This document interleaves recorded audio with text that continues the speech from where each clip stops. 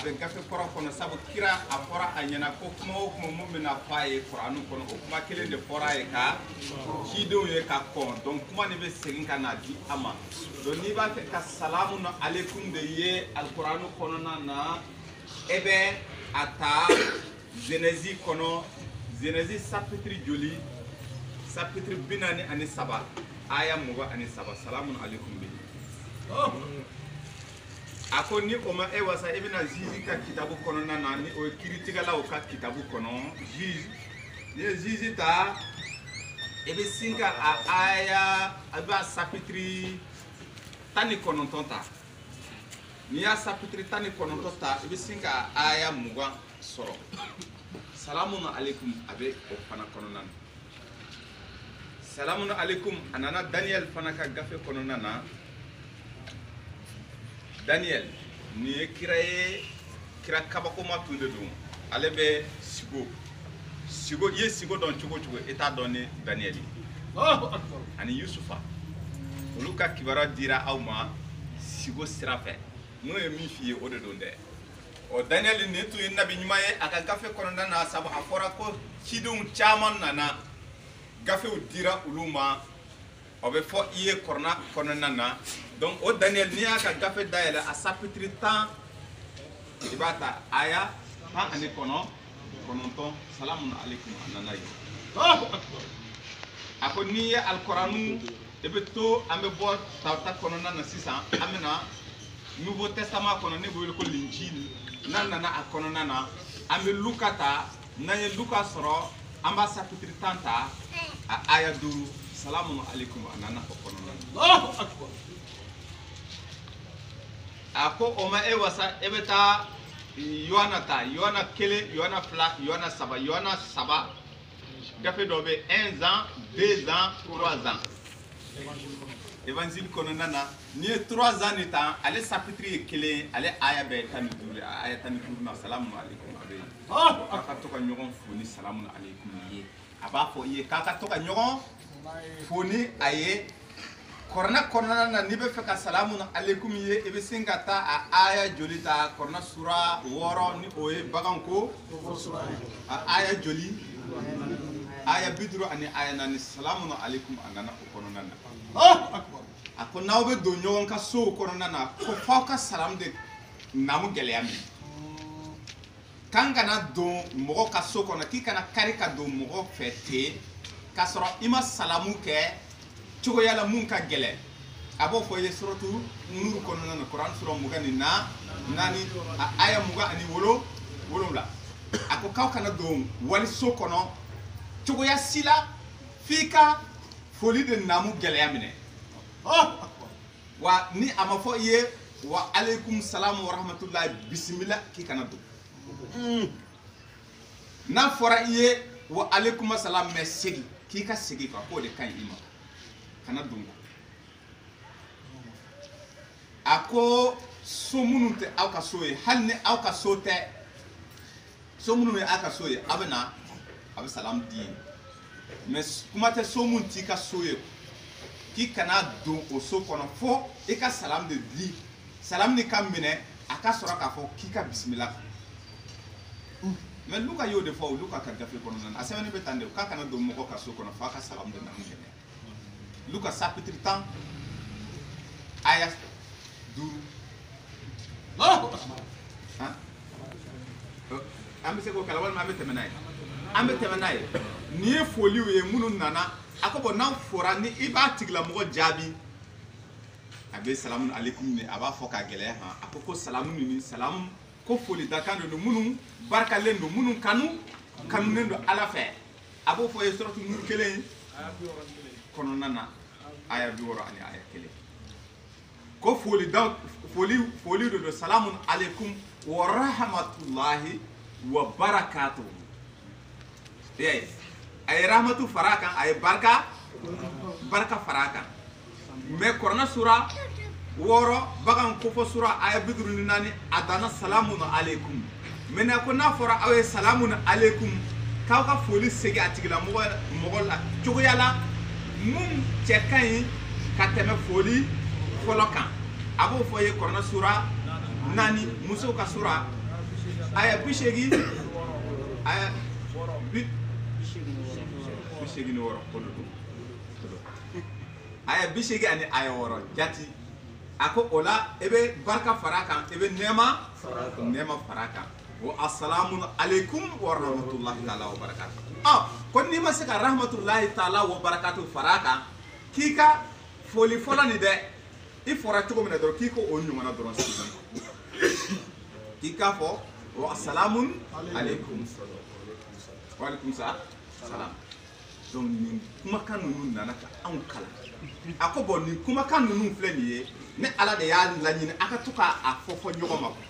mɔgɔ t'a dɔn ni ala ka kisi bɛ na boli maa mun kan e ka salamu bɛ se ka maa dɔ kisi ko a fɔra an ye ko a mɔgɔ jɔn de bɛ fɔ ko limana jɔn dɔrɔn an dama ni o tɛ kuma in tɛ tiɲɛ dɛ maa mun tɛ ala ko yɛrɛ kalama quoi k'i ka i kan ka o fɔ ni salamun alaikum a bɛ kuranɛ sura jumɛn Furkan faranfasiya sura aya 2 ni aya 7 a sɛbɛnnen bɛ yen hali ni maa mun tɛ ala ko la k'i k'a fɔ n'i bɛ tɛmɛ i b'a fɔ ko salamun alaikum ala ka kisi bɛ aw kan ko n'a ye ale ala ja ko karamɔgɔkɛ ko ala bɛ a tigilamɔgɔ kisi dun n'a y'a ja o tɛ o dɛ donc an bɛ bɛɛ lajɛlen fo ni folidakan ye mɔgɔ minnu bɛ mali kɔnɔ sayidu minnu ye yan sɔrɔ ani sayidu minnu bɛ mali kɔnɔna na ani sayidu minnu bɛ mali kɔ kan ani limanajɔn ani mɔgɔ minnu tɛ fɛn yɛrɛ kalama an bɛ u bɛɛ fo ni folidakan ye o tɛ wa ala k'a minɛ an kelen kelenna bɛɛ lajɛlen ma donc n'an minɛna ala ka an fatu sayiduya kan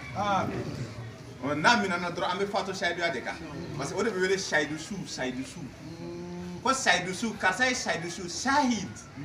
sere jɔn maa mun fatura kan o su o yɛrɛ ma sayidu su yɛrɛ faamu olu y'a dilan ko sayidu su ye an bɛ baburu kɛ ka ɲɔgɔn faga dɔrɔn o de ayi i bɛ kɛ sayidu de rabbana amana bima anzalta wattaba'na rasul fakuna mashahidin o sahidu de aw ye olu limanalen don ni gafe ye ala ye minnu jigin n'o tɛ kutubu samawi yatu donc olu n'u fatura o kan olu de ye sayidu su ye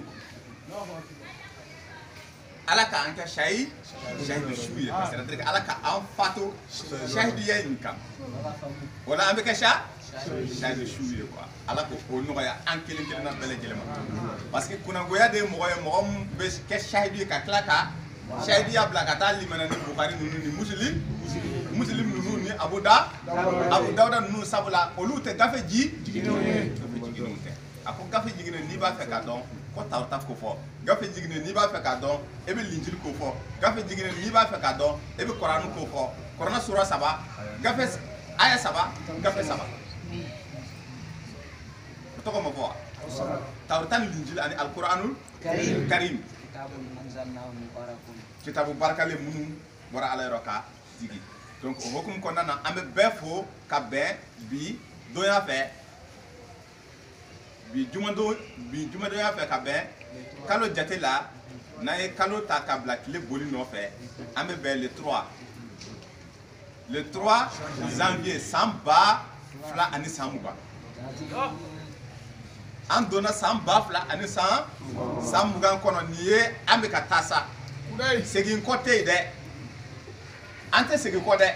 an bɛ taa de wa an b'a fɔ ala ka an si caya ka to ka tigɛ nin cogoya la fo an ka taa tiɲɛ kunbɛn tiɲɛ ye saya de ye ala ka dɔ tigɛ ka bɔ an si la nin cogoya la a kana an si ban dɛ a ka si janya ka to k'a tigɛ fo an ka taa an ka si ban o de tɛ parce que an bɛ mun wele ko san yɛlɛma nisɔndiya tiɲɛ don nisɔndiya de don an ma fatu a y'an kɛnɛman sɔrɔ mais i bɛ hakili to a la k'a fɔ san kelen de fana filɛ ka bɔ i ka ɲɛnamaya la a bɛ komi an b'a fɔ san kelen de farala an ka ɲɛnamaya san kelen ma fara kan dɛ san kelen de filɛ ka bɔ a la 2019 bɔra a la nin ye ta an ka ɲɛnamaya la donc an y'a daminɛ san 2020 bon o fana an bɛ to ka ɲimi fo ka taa ban an bɛ nisɔndiya kɛ fo an surunya an bɛ t'o la dɔrɔn an bɛ sa o y'a sɔrɔ sayidu kelen-kelennenya ka mission mission kɛ quoi mission ni tɛ dɔ wɛrɛ dɛ o ye traverser de ye quoi tasuma ka tɛmɛ tasuma fɛ quoi ka cɛ tigɛ ka tasuma cɛ tigɛ parce que gɛlɛya de ye sahiduya ye quoi donc o de bɛ kuma dɔ mɛn i tulo la ka daminɛ i yɛrɛ balimaw la ka taa i teriw la ka taa i jɛɲɔgɔnw la o bɛ kuma dɔ fɔ i ma quoi nin diinɛ kura nin a don tan a bɔra tan an ma deli ka nin ye mais ala ko a kira ko ya rabbi na qawmi itakazu hazal qur'an majura Quran sura 22 aya 30 Furqan kira yɛrɛ de ko korona bilara ne korona ta jago ya bɛ kɛ kura ye ala dun ko kira ka limana ni Quran de ye a ko limana jɔn fana ka limana Quran wallazina yu'minuna bima unzila ilayka min rabbika a ko k'a ka limana a ka kɛ limana jɔn ye a ka limana ni fɛn ye Allah subhanahu wa ta'ala ye mun jigi kira kan k'a ka limana fana ni fɛn ye mun jigina ka kɔn aw ta ni ɲɛ jumɛn de jigina ka kɔn aw ta ɲɛ aw ta ye jumɛn ye wanu nanzilu o de jigina kira kan k'a ka tila ka limana fana ni fɛn ye mun jigina ka kɔn kira ta ɲɛ jumɛn de jigina ka kɔn kira ta ɲɛ nanzala alayka alkitaba bil musaddiqan lima bayna yadayhi wa anzala tawrata wal injila tawrata tun jigina ka kɔn linjila fana tun jigina ka kɔn sisan donc a ko limana jɔn de mɔgɔ minnu bɛna limaniya ni ala ka Qur'anu ni ye ni mun jigina kira kan ani kitabu jiginen ka kɔn kira ta ɲɛ ni o ye tawrata ni linjila ye bon ni e ko e bɛ dan nunu ma ala dun fana ko kan ka dan nunu ma sabula ni dɔ wɛrɛ b'i bolo mun tɛ nin ye ko lestum ala shay'in aw tɛ fosi la Qur'an sura 5 aya 60 shay'in ya ahlal kitabi a fɔ kitabu dun kɛ o ye lestum ala shay'in aw tɛ pɔr kan hatta tukimu tawrata fo ka taa fɔ a ye tawrata kiri jɔ wal injila a ka injila kiri jɔ ma unzila ilaykum walima a ka fɛn kiri jɔ mun jiginna ka bɔ aw tigi ala yɔrɔ ka na aw ma o ye jumɛn ye Qur'anul karim ni nin kitabu saba tɛ ko lestum ala shay'in aw tɛ fɛn kan bon olu bolo sisan an de filɛ ka bɔ kisa kan ka taa fili fɛ ala dun ko zalikal kitabu la raiba fihi kanda bɛ sɔrɔ ni nin gafe in de ye nin gafe in de b'a f'i ye n'i bɛ seli k'i kana i ka seli pɛrɛn kojugu k'i kana wala tajhar bi salatika wala tukafit biha wabtaki bayna zalika sabila a kuma bɛ min yan a ko seli kɔnɔna na n'aw bɛ kalan kɛ a ka seli kɔnɔ k'a kana pɛrɛn ni kalankan ye kojugu wa k'aw kana kɛ k'a gundo fana a ka hakɛ ɲini o fila ni ɲɔgɔn cɛ o tɛ kanda ye wa mais ni e y'a kɛ tan o bɛ wuli kasi k'i da la wuli kasi ni a ma fɔ Qur'an kɔnɔ wa Qur'an sura 7 Qur'an sura 7 aya kɛmɛ aya 76 ni ko Qur'an dɔrɔn ko bɛ wuli kasi de kɛ i da la dɛ i sera o ma o bɛ wuli kasi ni kɛ i ma se u ma u bɛ wuli kasi ni kɛ donc mun sera e ma jagoya i fana k'i défend bon e b'i défend ni sura ni aya mun kɛ dɛ kana se k'o la dɛ o de ye jihadi nin ye o de ye jahanama kɔnɔ tɛ don o don bɛ aw tɔɔrɔ ni nin kuma ninnu ye don o don ala diɲɛ don o don o tɛ wa bon ala k'an kɛ mɔgɔ ye mɔgɔ minnu bɛ sabali ka fara sabali jɔnw kan sabu a y'o de fɔ kira ye ko sabali i m'a ye ko an b'a dɔn o bɛ ka mun fɔ a bɛ to k'i tɔɔrɔ nka sabali an bɛ ka kisa minnu bɔ i ye kɔrɔna kɔnɔ kisa ninnu bɔ kun ye walasa e k'i dusukun faga a k'i ka dusukun sabati o bɛ Qur'an sura jumɛn Qur'an sura 11 aya 100 ani aya ko an bɛ ka baro minnu bɔ e ye Qur'an ni kɔnɔna na a dabɔra de k'i dusukun sinsin ka basigi d'i ma i ka sabali sabula Dawuda ka kisa dɔ filɛ nin ye Dawuda yɛrɛ ka gafe kɔnɔna na suratu Sad Qur'an sura 38 aya 17 a ko yala ko e ma Dawuda ka kisa sɔrɔ wa ko Dawuda tun kɛra cɛ gɛlɛn a tun sabali fara a yɛrɛ kan ko a tun bɛ ala bato cɛ gɛlɛya kɔnɔna na ko an bɛna ninnu n'a ɲɔgɔnna ka baro bɔ i ye a b'a f'i ye ko o ye dɔw bugɔ a b'a fɔ k'u ye dɔw fa ko Mamadu Lamini k'u ye kira ngalontigiya ka kɔn e ɲɛ o fana o bɛ ka e fana ngalontigiya sabali o kɔrɔ donc n'i ko seli tɛ gundo maa wɛrɛ tɛ o kɛ i balima de b'a f'i ye ko non ko bɔ an da la dɛ ko nin ye mun tilegan dere diinɛ ye tilegan dere diinɛ k'a sɔrɔ a yɛrɛ bɛ mun na a yɛrɛ t'a dɔn ye a wolola ka mun sɔrɔ n'i ko hey a to yen na ala ka ayaw ma n'i y'a wele ka na ala ka aya ma a b'a fɔ wallahi ne bɛ to n fa kɔrɔta la sa i fa kɔrɔta ka ɲi kuma caman bɛ min mais u ta aw to yen hali ni aw ma se u ma donc an ka sabali o kɔrɔ an kana to ka taa u baga u ma mais n'u nana baga an ma an ka wuli n'u ye ni aya ye o dun tɛ se ka taa fɔ a ka kɛ ka kalan ye quoi ikra ala ka kalan nɔgɔya an kelen kelen na bɛɛ lajɛlen bon an b'an cɛsiri o kalan in de la walasa an ka se ka lɔnni sɔrɔ n'an ye sura ni aya an b'an banba sura ni aya in de la koyi n'an ma sura ni aya nin sɔrɔ dɔrɔn a tɛ ɲɛ sabu o sura ni aya de bɛ kuma ban an ni u cɛ quoi bon d'accord problème fosi t'a la a bɛ ka aw ta gundo dalu jumɛn de b'i bolo parce que dalu b'i bolo n t'a la ka bɔ ala ka kuma na ko n'a y'a sɔrɔ kuma min b'i bolo o fana ye ala ka kuma ye ni kuma wɛrɛ de b'i bolo k'a sɔrɔ ala ka kuma tɛ ça veut dire que o kuma ka fisa ni ala ka kuma ye yala e bɛ sɔn o ma wa n'i bɛ sɔn o ma i bɛ tɛmɛ ni i ta ni Bugari ka kuma ka fisa ni ala ka aya ye ni Muslim ka kuma ka fisa ni ala ka aya ye e ye mun ye lakadari kɔnɔ ko kira bɛ seli gundo lakadari kɔnɔ e y'o mun ye ala dun ko kira kana seli gundo o kitabu fila ni ɲɔgɔn cɛla la sisan jumɛn de bɛ e bolo ba la ni lakadari de b'i bolo donc lakadari ka fisa ni Kur'anu ye i man kan tɛ ka yala k'a fɔ Kur'ana ka bon bilen o ye taacɛya ani nafigiya ani fasikiya ye kana o fɔ bilen a fɔ ko lakadari de ka bon ni Kur'anu ye e bɛ tɛmɛ n'i ka lakadari ye n'a sɛbɛtara k'a fɔ Kur'ana de ka bon bɔn Kur'ana de k'i ma ko bɔn sun tigɛ su fɛ pourquoi e dun bɛ sun tigɛ tile bin Kur'an sura fila aya kɛmɛ ni aya 80 wo bon an tɛna don nin bɛɛ i m'a ye ni an bɛ nin daminɛ dɔrɔn an bɛ kalaya de ka taa ka sɔrɔ bi an b'a fɛ ka ɲininkali de labila mɔgɔw ye kɛrɛnkɛrɛnnenya la mɔgɔ minnu bɛ to ka na ni ɲininkali b'u fɛ u tɛ ka se ka u ka ɲininkali kɛ u bɛ segin n'a ye a ka ca shahidu kunda minnu bɛ minnu nana kɔsiya na minnu shahidu sera minnu serera gafe saba gafe jiginnenw na ni u bɛ an cɛ la i b'a a ye k'a fɔ o mago bɛ ɲininkali caman na k'a dɔn bon ni dun kɛra shahidu ye ɲininkali tɛ bɔ ɲininkali la ɲininkali o ɲininkali mun ye aw ja aw b'a kɛ an bɛna gafe woloma ka taa a sura ani a aya mun bɛ kuma i ka ɲininkali kunkanko la an b'a woloma k'a d'i ma ni ne ma se k'a d'i ma kalanfaw ka caya dɔ bɛ sin k'a fɔ ko a bɛ yan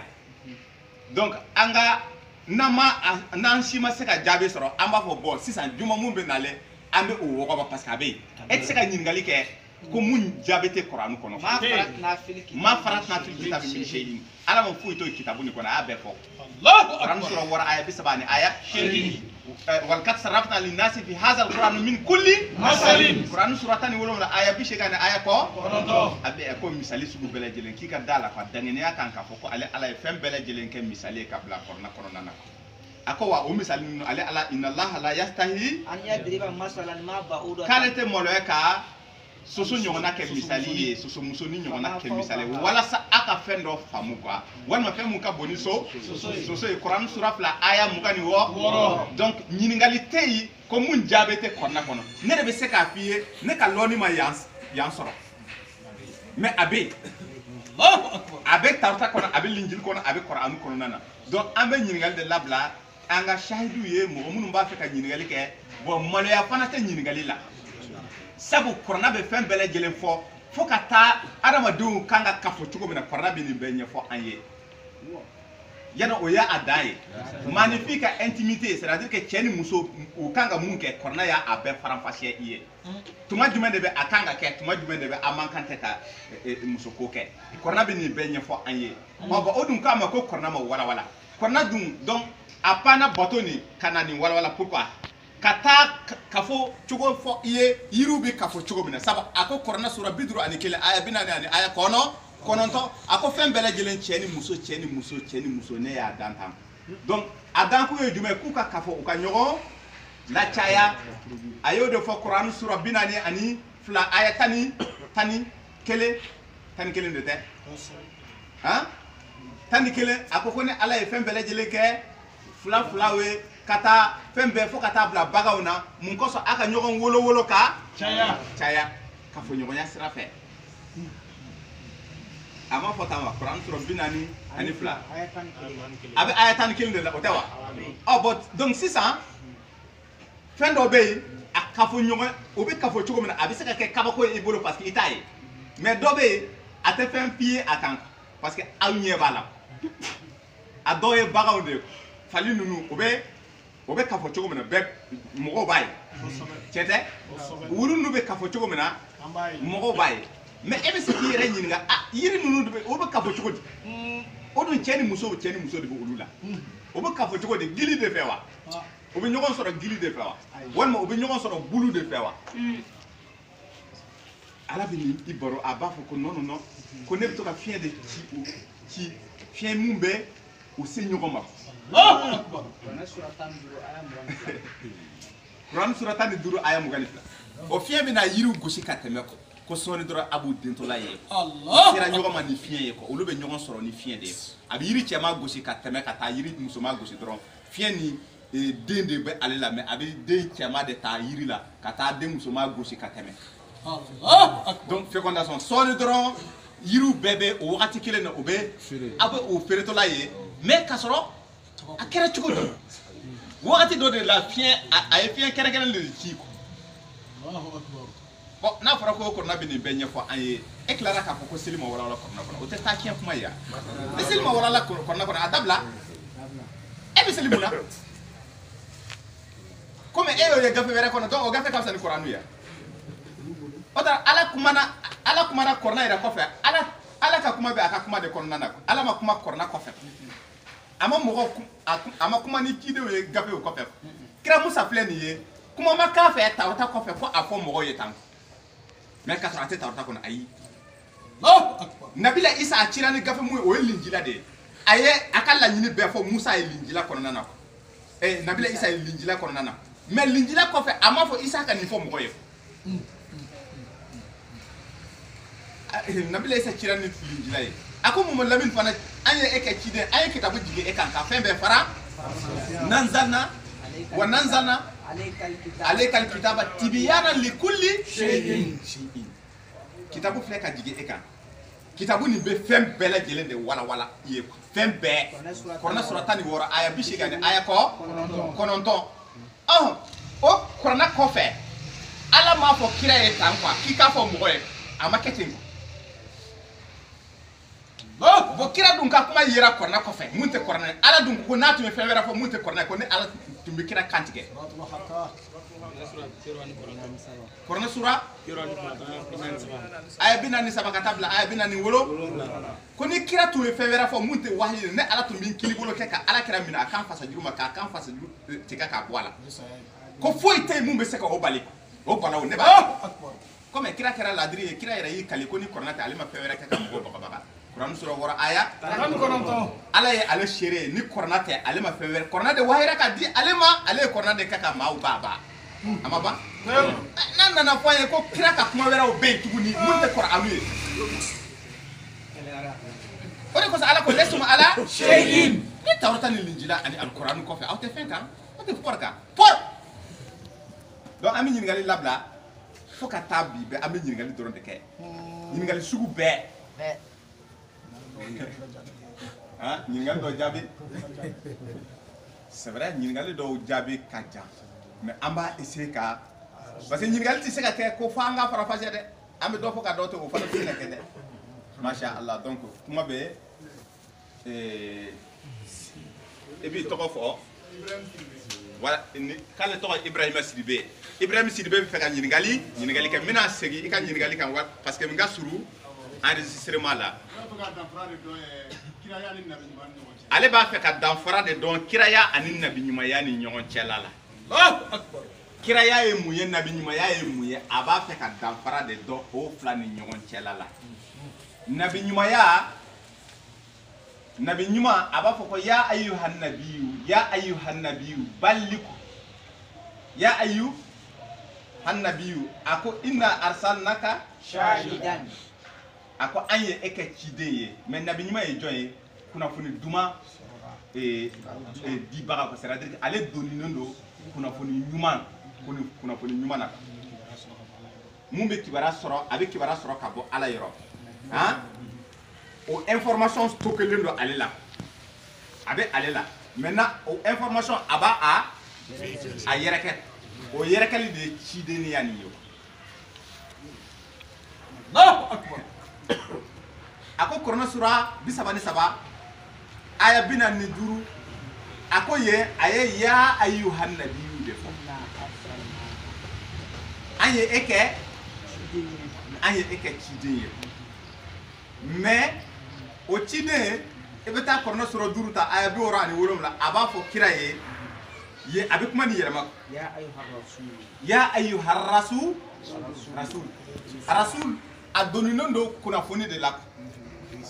mais kuna foni ne nabi nyuma yae quoi kuna foni duma de wele nabi kuna foni duma ni nyubaka a nyubaka o de wele nabi nyuma mam be kibara soro kibara duma aba fo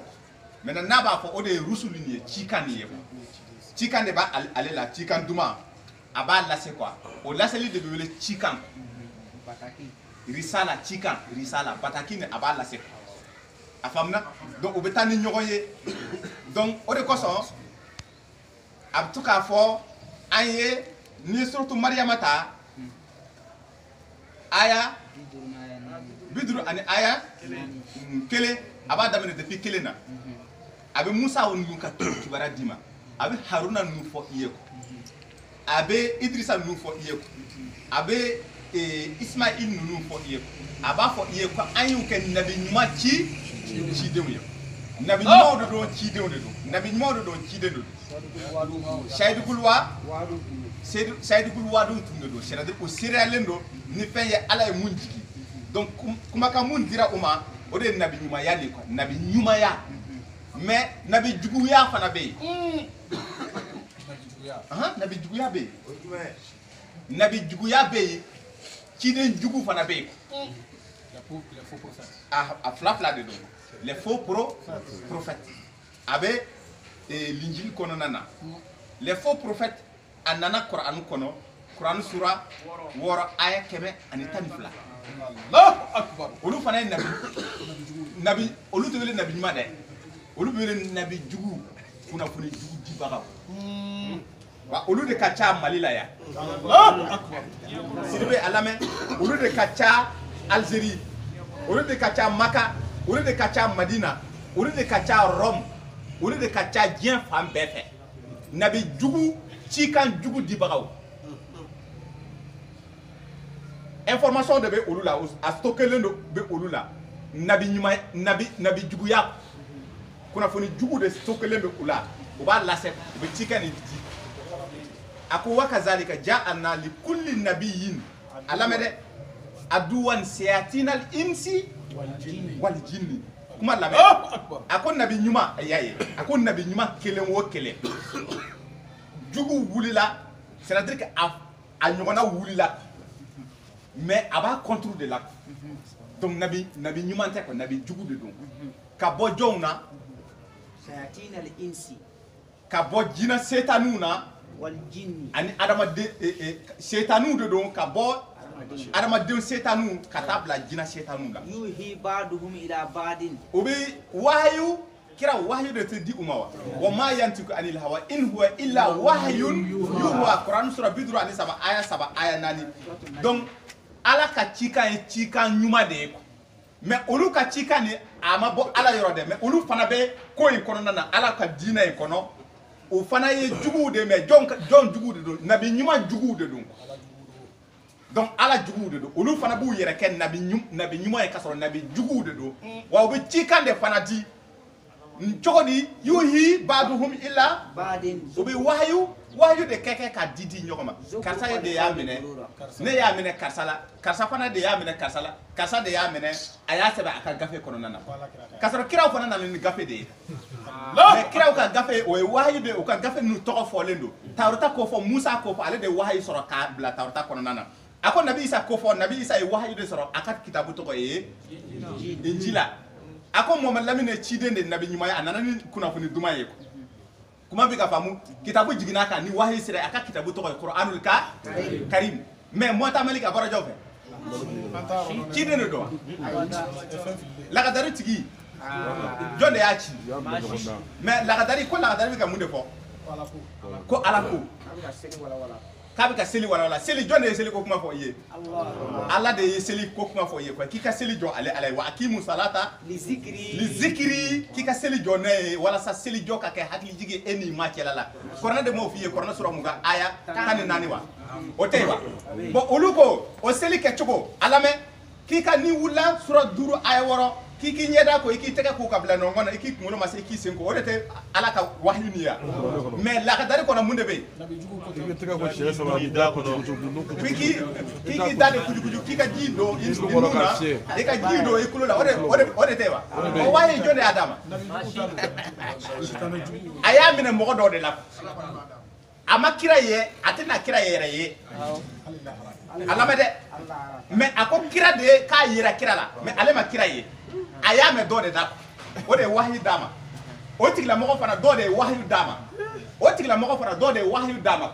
u fana bɛ ka cikan de fɔ ala ka diinɛ kɔnɔ k'a sɔrɔ a ko k'ale ala ma wasa diinɛ kiiri dili ma wa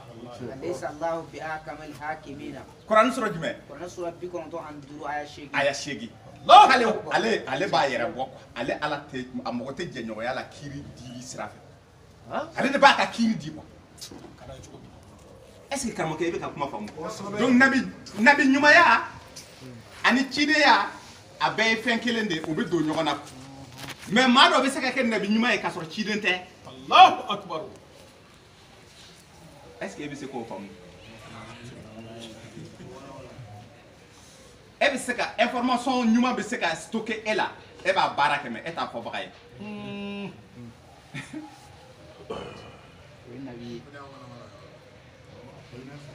nabi ɲuman de don e ye nabi ɲuman kunnafoni duman bɛ e la e bɛ k'a kɛ mais e t'a fɔ a y'o de fɔ kira ɲɛna ko kira ninnu kɛra ladigɛ la sɔn ni aw ta ye ala ko ye ani kiya kuranɛ sura 33 aya 21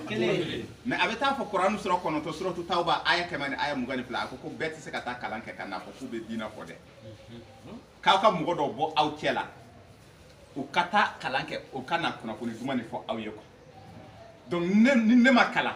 a lamɛn dɛ n bɛ mɔgɔ lamɛn mɔgɔ min taara ala ka kiiri kalan a ma taa bukari kalan dɛ a ma taa muslim kalan dɛ a taara tawrata ni linjil ani kuranu de kalan a bɛ na a b'a fɔ ne ye ko ala ko tɛ ala ko tɛ n b'o information stocker n yɛrɛ la n b'a minɛ quoi donc n b'a a baara kɛ donc ne ye nabi ɲuman ye quoi Allahu akbar mais bon ne tɛ se ka ci lase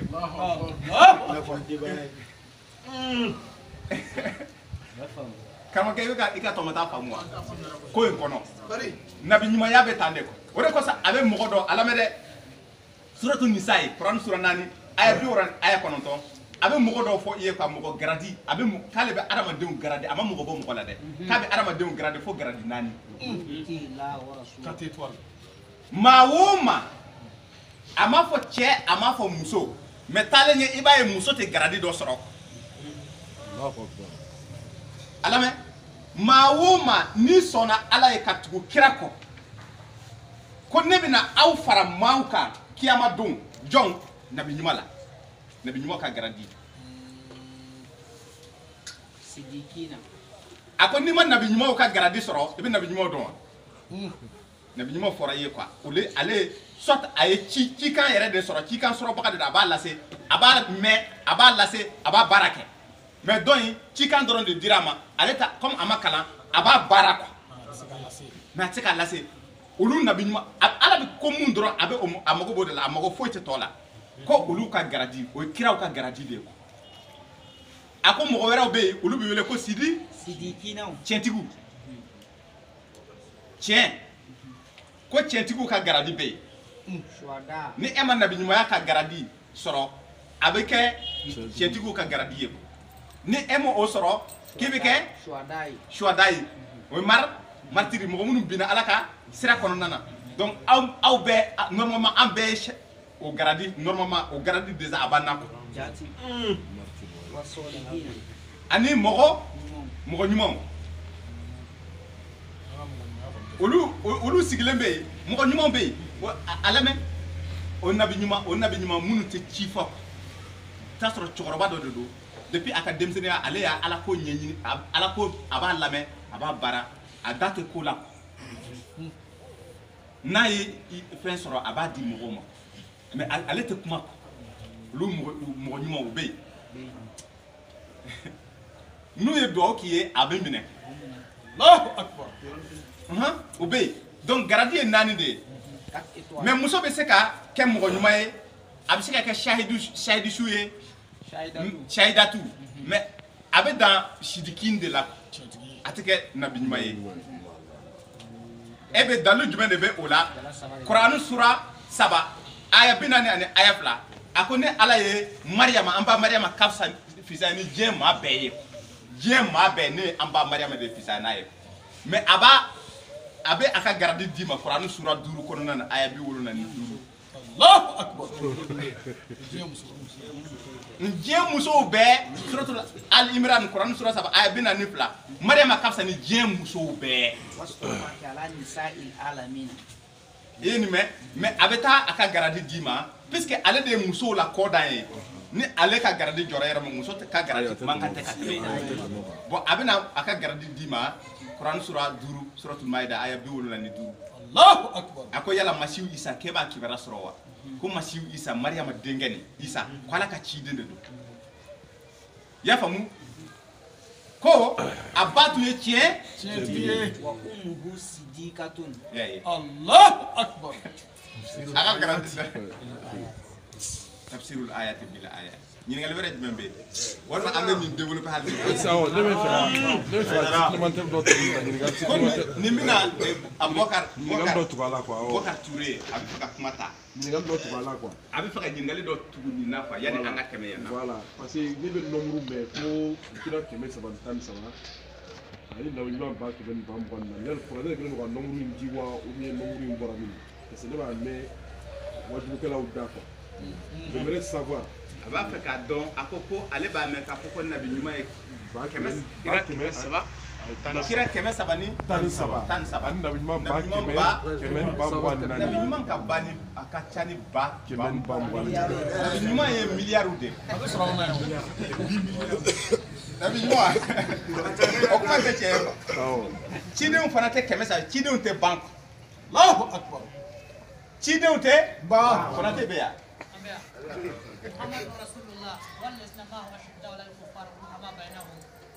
ko cɛ gɛlɛnw tun bɛ a nɔfɛ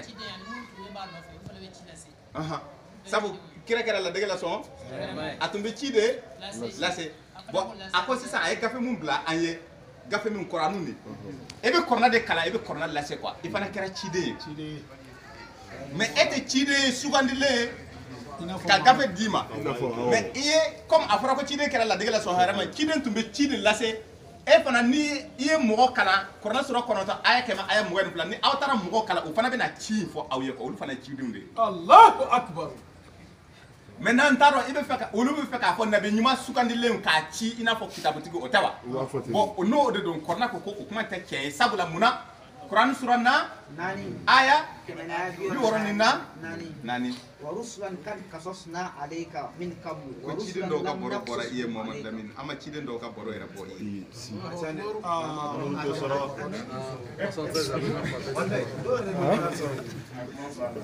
kuma banna yan kira yɛrɛ ma o hakɛ dɔn kira min o hakɛ dɔn dɔnnibaa jɔn de bɛ n'a fɔ ko 300 ni 13 parce que dɔw kuncɛ yɔrɔ yɛrɛ la fo k'a fɔ k'ala ka kɛ kira 313 kaba nabi ɲuman ba kɛmɛ ni ba mugan ni naani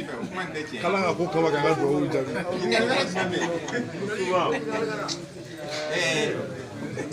Kasanbara Abdoulaye Kasanbara bɛna ɲininkali kɛ ale ta bɛ fɛ ka chrétien de chrétien kisa ni ye ale yɛrɛ ɲininka chrétien kan ka kɛ yen nɔ de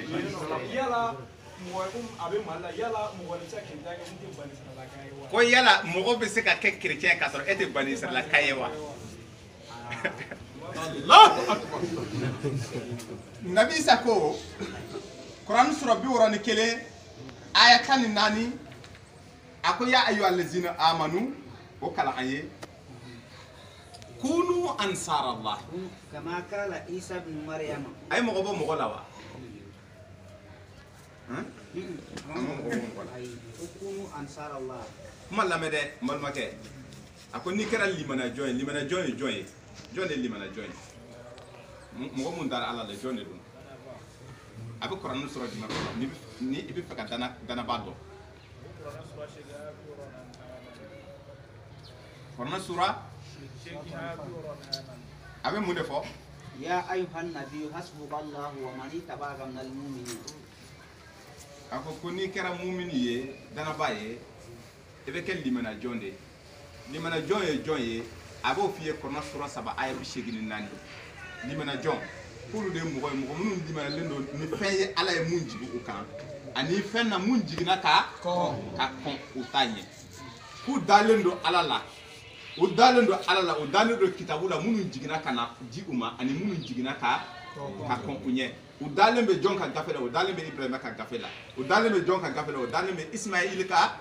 gafela o dalembe jonka gafela o dalembe Ishaka ka gafela o dalembe jonka gafela o dalembe Ayuba ka Yakuba ka gafela o dalembe jonka gafela o dalembe Musa asbatu c'est-à-dire kabila ay kabila yere ka atina do wera fo iye ko aha wal asbatu dalembe fen farana mun jigna mun dira musama dalembe fenna mun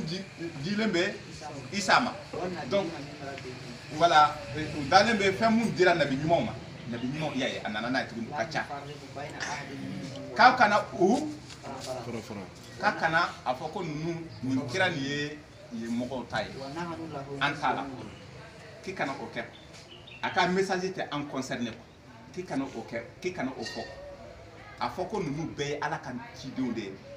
unana ni kuma an sona abema bodi bi wele limana jon ko bo ni kera limana jon ya ayu allazina amanu kunu quran sura bi worone kele ayatan nani ansara la ke nasara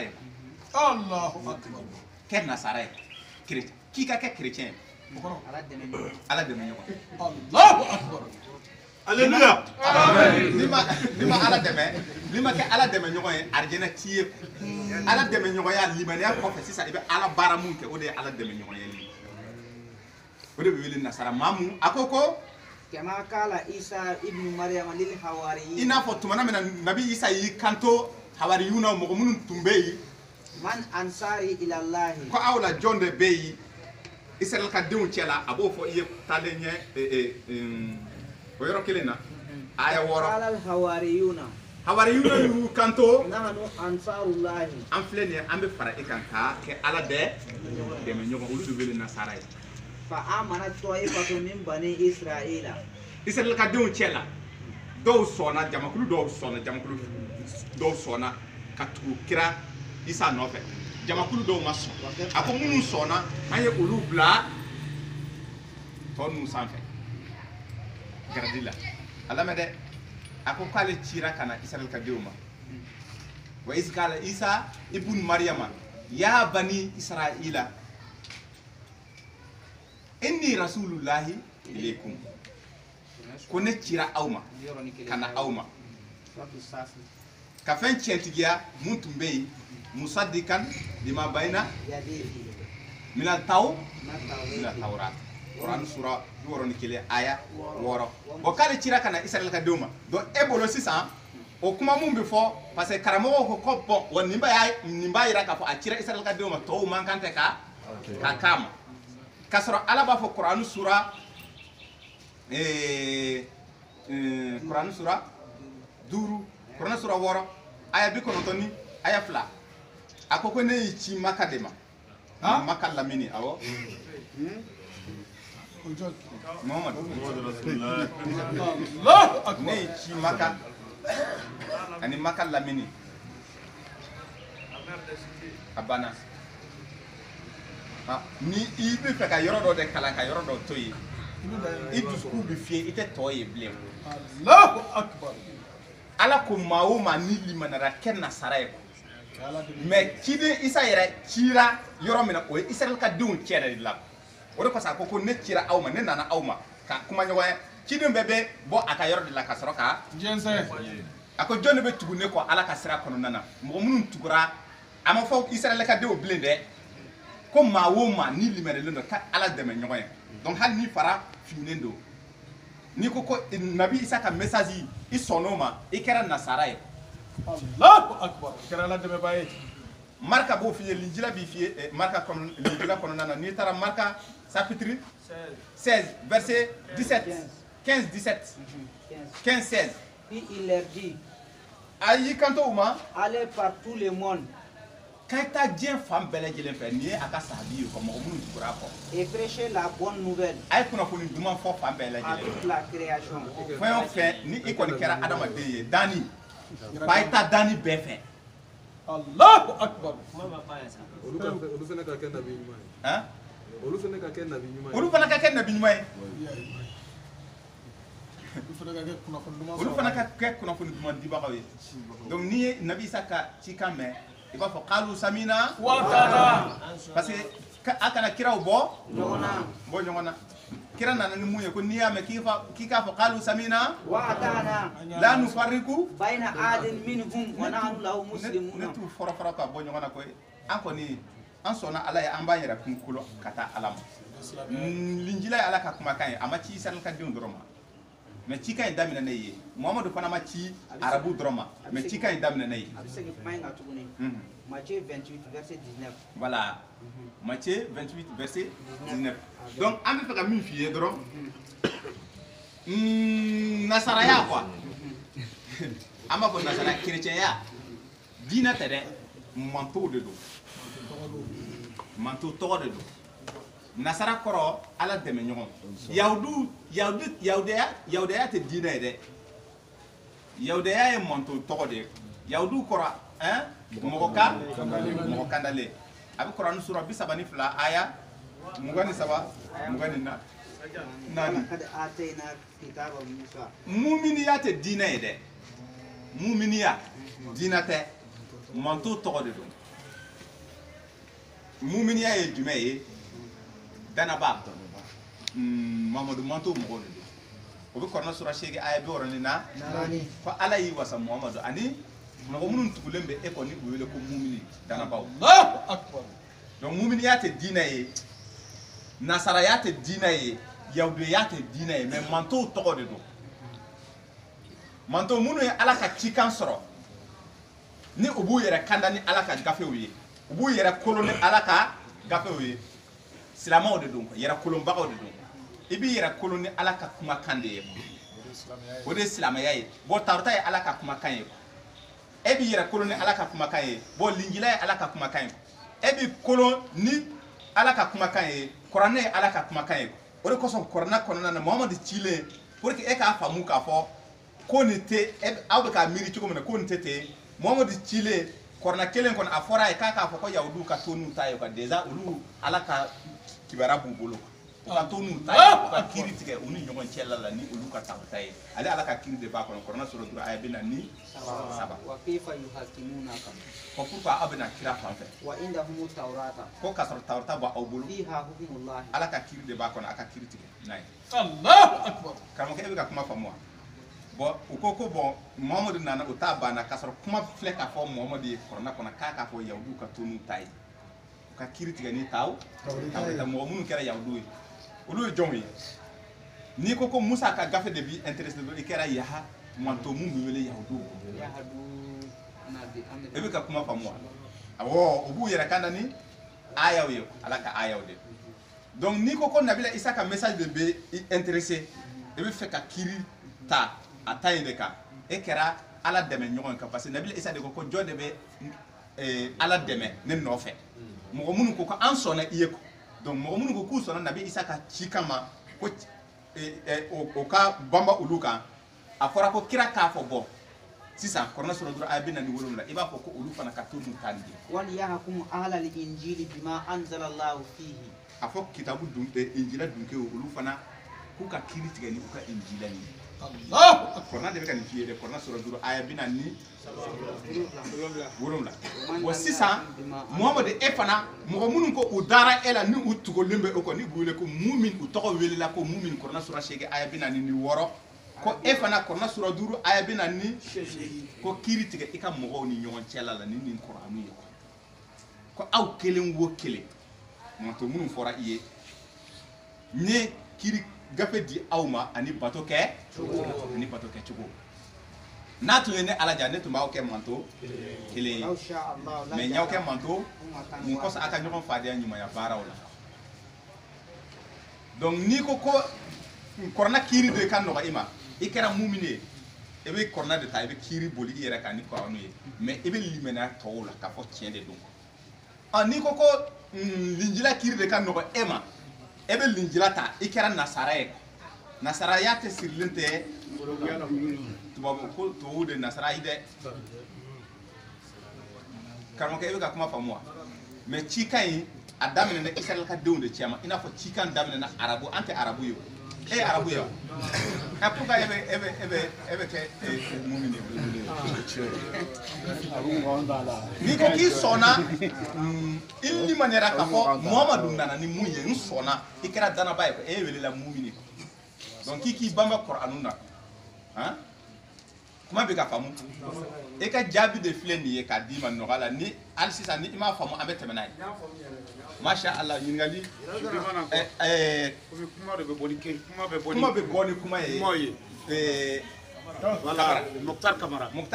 ne bɛ fɛ ka min dɔn a bɛ fɛ ka mun dɔn chrétien c'est comme chrétien ka ɲɛnajɛ ou bien a ka saya chrétien ka est-ce que an silamɛ komi a bɛ fɔ n'an taara ka an tɛ duwawu dɔw ye n bɛ fɛ k'o kisa o fɔra dɛ donc a ye nin kuma lamɛn a ka ɲininkali ni ɲininkali ba de don parce que ne yɛrɛ wolo dɔgɔnin fila bɛ olu ye chrétien ye ne tanti fana ye chrétien ye donc ko ɲagaminen don quoi ale kamana gannen don a fɔra a ye de don ko duwawu tɛ foyi cɛ tɛ wa ale kuma ne bɛ bɔ waati min na ne tanti de ye wele k'an jɔ yan a bɛ ka duwawu don ye quoi parce que jɔli kɛra a ma ne a bɛ ka duwawu don bon sisan duwawu bɛ don jɔn de la Allahu Akbar. kɔrɔna ko duwawu sera seli bɛ kɛ jɔn de kan duwawu bɛ don jɔn de la danaba kɔrɔna sura 9 aya 80 ani aya 4 a ko Mamadu kana jɔ maa kunna maa ka kaburu kunna kana jɔ maa ka kaburu kunna k'a fɔ k'i bɛ duwawu i bɛ seli kɛ a ye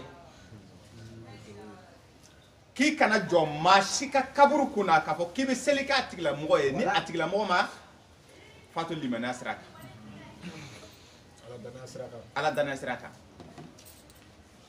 ni a ma fatu ala danaya sira kan ko duwawu tɛ k'a ye mais n'a fatura ala danaya sira kan duwawu bɛ k'a ye yala chrétien bɛ se ka kɛ ala danaya chrétien bɛ se ka kɛ ala danaba ye wa ale jatilen don kɔrɔna fɛ ala danaba ye wa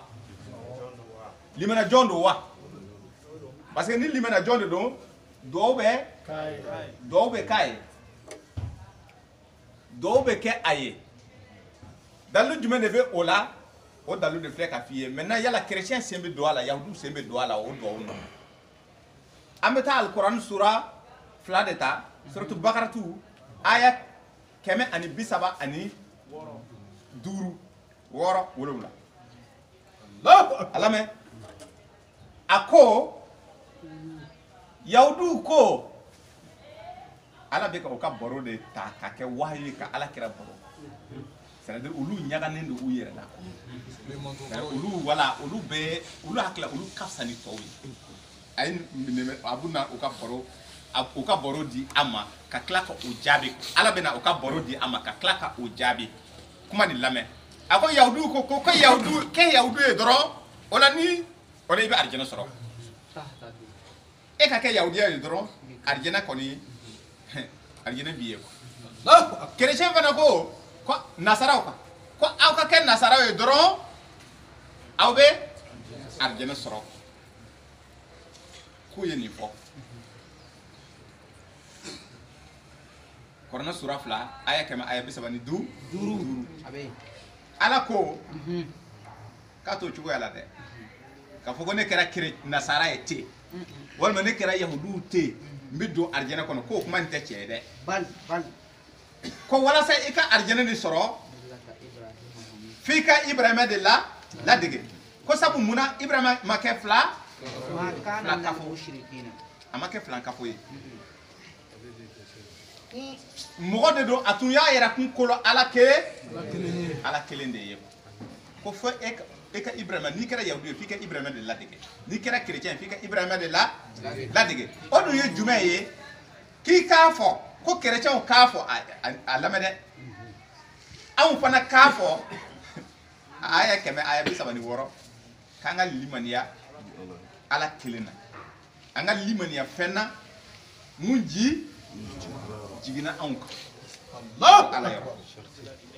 kitabu minnu jiginna ka bɔ ala yɔrɔ ko an ka chrétienw ka limaniya o an fana ka limaniya o kan yahudu fana ka limaniya o kan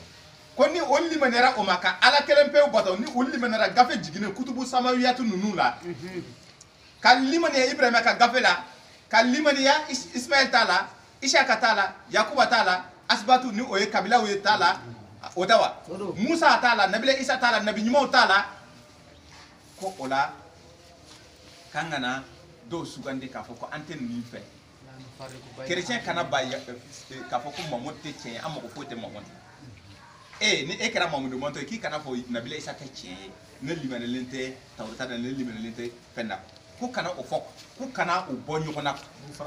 u kana u fara an k'a fɔ u k'a fɔ k'u sɔnnen don ala ye a ko a aya 100 ni aya 36 an mago bɛ yen de la a ko ni nasaraw ani chrétien minnu b'u k'u yɛrɛ waso ko ni i kɛra nasara ye dɔrɔn i bɛ arijɛnɛ sɔrɔ i kɛra yahudu la i bɛ a sarti de filɛ nin ye walasa i ka arijɛnɛ sɔrɔ ko o la n'u sɔnna nin ma ka limaniya fɛn na aw limaniyara ni mun ye ka limaniya fɛn na fana mun dira u yɛrɛ ma ko o la ko bɛ arijɛnɛ sɔrɔ wa olu de bɛ wele limaniya jɔn aya 100 ni aya 37 awɔ 37 an mago tun bɛ 37 de la 35 36 37 mais an mago bɛ 37 donc ni chrétien mun bɛ a ko Mokhtar diinɛ mun bɛ e bolo o fana ye tiɲɛ ye quoi an fana ta ye tiɲɛ ye a limaniyalen don gafe jiginnen na a bɛ ala ka baara kɛ quoi ko olu de bɛ wele limaniya jɔn kan i bɛ dugawu k'a ye n'a fatura Allahu akbar. mais e yɛrɛ minnu ko k'olu ye mumini ye dɛ minnu ko k'olu ye mumini denw ye ni o bɛ Muhamadu Lamini nɔfɛ dɛ n'u u fatura munafigiya kan a fɔra ko ka ala kira kana jɔ o kan ka seli filankafoya e bɛ filankafo dɔn wa Kurani sura 12 aya 100 ni aya 6 ma yu'minu aktharuhum billahi illa wa hum mushrikun o tɛ limaniya k'a fɔ ka ala kɔni kelen pewu kɔni ma fo u ka dɔ de fara ala kan mais o bɛ dɔ fara ala kan cogo di o bɛ dɔ fara ala kan cogo di e bɛ taa Kurani sura 3 de ta suratul Ali Imran aya 60 ni aya 4 a ko Muhamadu a fɔ kitabu dunkew ye ko u kana ani aw anw olu ani anw an ka na kuma an jɛnbɛ kuma mun ma o ye jumɛn ye ko o ye kumakan kelen k'an ka ala kelen pewu de bato ala kelen pewu k'an ka o bato aw ani anw ye jɔw ye o tɛ anw ye Muhamadu Lamini nɔfɛ mɔgɔw ani aw minnu ye gafe sɔrɔ Tawurata tigiw ani Linjila de k'an bɛɛ ka jɛ kumakan kelen ma o ye jumɛn ye k'an ka ala kelen pewu bato k'an ka na filankafoya bɛ daminɛ i bɛna filankafoya faamu yan k'an ka na mɔgɔ dɔw ta anw cɛ la ko olu kɛ ngalaw ye ale ala place la Allahu akbar. an ka na mɔgɔ dɔw ta anw cɛ la ka mɔgɔ dɔw ta ko olu kɛ ngalaw ye ala place la mais alamɛ a bɛ fɛ ka mun de fɔ i ye o de kosɔn ala bɛ ɲininkali kɛ Kurani sura 42 aya 21 a ko yala n'a bɔra ne ala yɛrɛ kelen pewu la ko jɔn de ye yamaru di mɔgɔ wɛrɛ ma k'a ka kiiri de diinɛ in kɔnɔ mun tɛ ne ala ye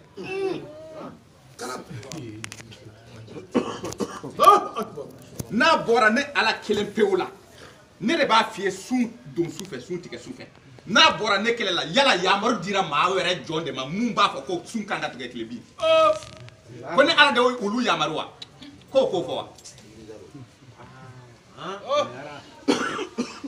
a t'a ka gafe dayɛlɛ karamɔgɔkɛ a lamɛn dɛ filankafoya de filɛ nin ye donc o ko ko ala ye tiɲɛ o bɛ ka ala bato mais tiɲɛ yɛrɛ la ala e ma wasa i ka kiiri la an bɛ kiiri wɛrɛ ɲini an yɛrɛ ye k'a fara e ta kan wa ko jama la fanba suratu yusufa aya 100 ani aya 6 jama la fanba k'u ti limana ala kelen pewu k'a fɔ ala kelen an ka wasa ala ka kiiri kelen pewu ma f'u ka dɔ wɛrɛ de fara ala ta kan wa dɔ wɛrɛ in tɛ dɔ wɛrɛ de k'u bɛ mɔgɔw de ta k'u ka ala place la o tɛ dɔ wɛrɛ de e bɛ kiiri di mais Bugari jɔn de ye Bugari ko kuma f'i ye kiiri de tɛ Bugari ka gafe kɔnɔ wa Bugari ye ciden ye wa Maliki mɔta Maliki kiiri de t'a kɔnɔ wa jɔn de ye mɔta Maliki jɔn de ye Maliki ci ko ala ka ciden de don jɔn de y'a ci mais k'a sɔrɔ kiiri bɛ t'a kɔnɔ ko yala ale ala de y'o yamaru wa fiyewu ko ale ala ma wasa kɛ awalam yakfihim anna anzalna alayka alkitaba yutla alayhim kitabu mun jigina aw kan ni a bɛ ka kalan aw ye ni o ye Kur'an ne ko e ma aw wasa wa Kur'an sura mugan ni kɔnɔntɔn aya 51 donc filankafɔya de filɛ nin ye donc a bɛ sɔrɔ ka taa Kur'an sura 9 suratu tawba aya 31 a b'a fɔ i ye ko o ye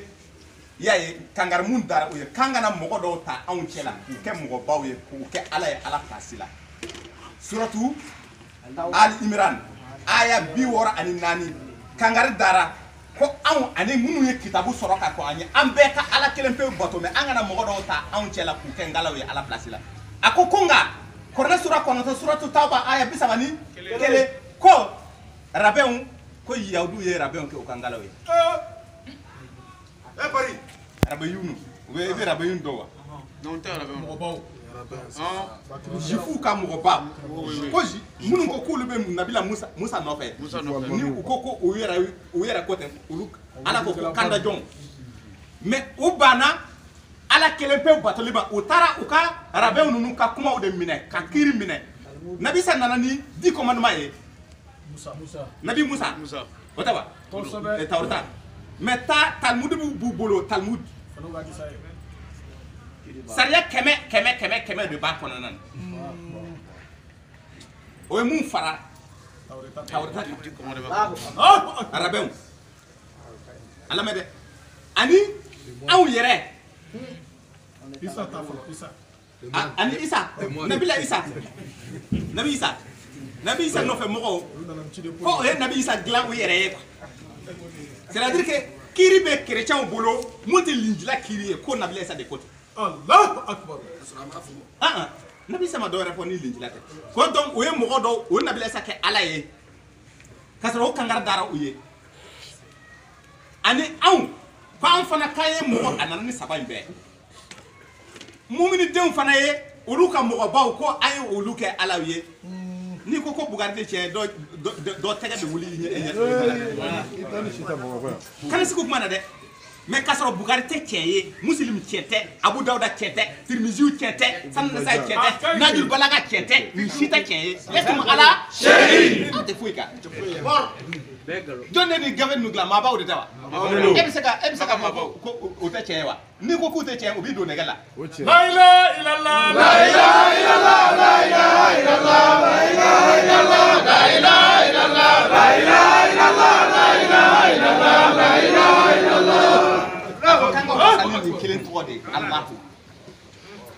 mais a tɛ ku i la k'a fɔ ko ninnu tɛ tiɲɛ parce que o ye kangari mun dara u ye o y'u ka mɔgɔbaw kɛ u ka ngalaw ye i tɛ se k'o ngalontigiya n'i ko tiɲɛ tɛ u b'i bugɔ n'i ko tiɲɛ tɛ u b'a fɔ ko fa b'i la n'i ko tiɲɛ tɛ u b'a fɔ ko a y'u gɛn ka bɔ yan mais k'a sɔrɔ tiɲɛ tɛ tiɲɛ ye mun ye wa tiɲɛ tɛ fɔ cogo fila t'a la dɛ kana gafe kana n'a y'i ka i bɛ san tɔ bɛɛ ka liste quoi Kuranɛ kɔfɛ muminiden kitabu wɛrɛ b'i bolo tiɲɛ tɛ wa man lam yakum bima anzala Allahu fa ulaika humul kafirun k'i kana seli olu tigilamɔgɔ maa mun kiiri wɛrɛ de b'a bolo n'a fa dɔrɔn k'i kana seli kafiri de don Kuranɛ sura 5 aya 44 e bɛ o seli dɔn k'i kana duwawu k'a ye kɛrɛnkɛrɛnnenya la mɔgɔ minnu y'a dɔn ka ban parce que mɔgɔ mɔgɔ mun tɛ kunfin b'u nɔfɛ a lamɛn dɛ kun fi b'u nɔfɛ ale kɔni bolo ala ko don ale t'a dɔn mais a bɛ mɔgɔ min nɔfɛ a tigilamɔgɔ bɛ ka kiiri de di mais e tɛ se ka kiiri de f'i ka kɛ ɲɛtigi i bɛ kalan kɛ i kalannen don i ye kɔrɔna kalan ka kɔrɔna kɔnɔ kuma ye ka ban a la ka taa fɛn wɛrɛ lalaka olu de bɛ wele kafiri maa mun bɛ kiiri di quoi kunfin tɛ kiiri di hali n'a sɔrɔ an ka bi kunfin yɛrɛ ja ka gɛlɛn bi e bɛ kɔrɔna ko aa o tɛ se ka kɛ cɛ ye e ma kalan ko cɛ tɛ cogo di ne bɛ ka sɔrɔ ni a yɛrɛ di ma e b'o de Tanga mɔgɔ ma fɔ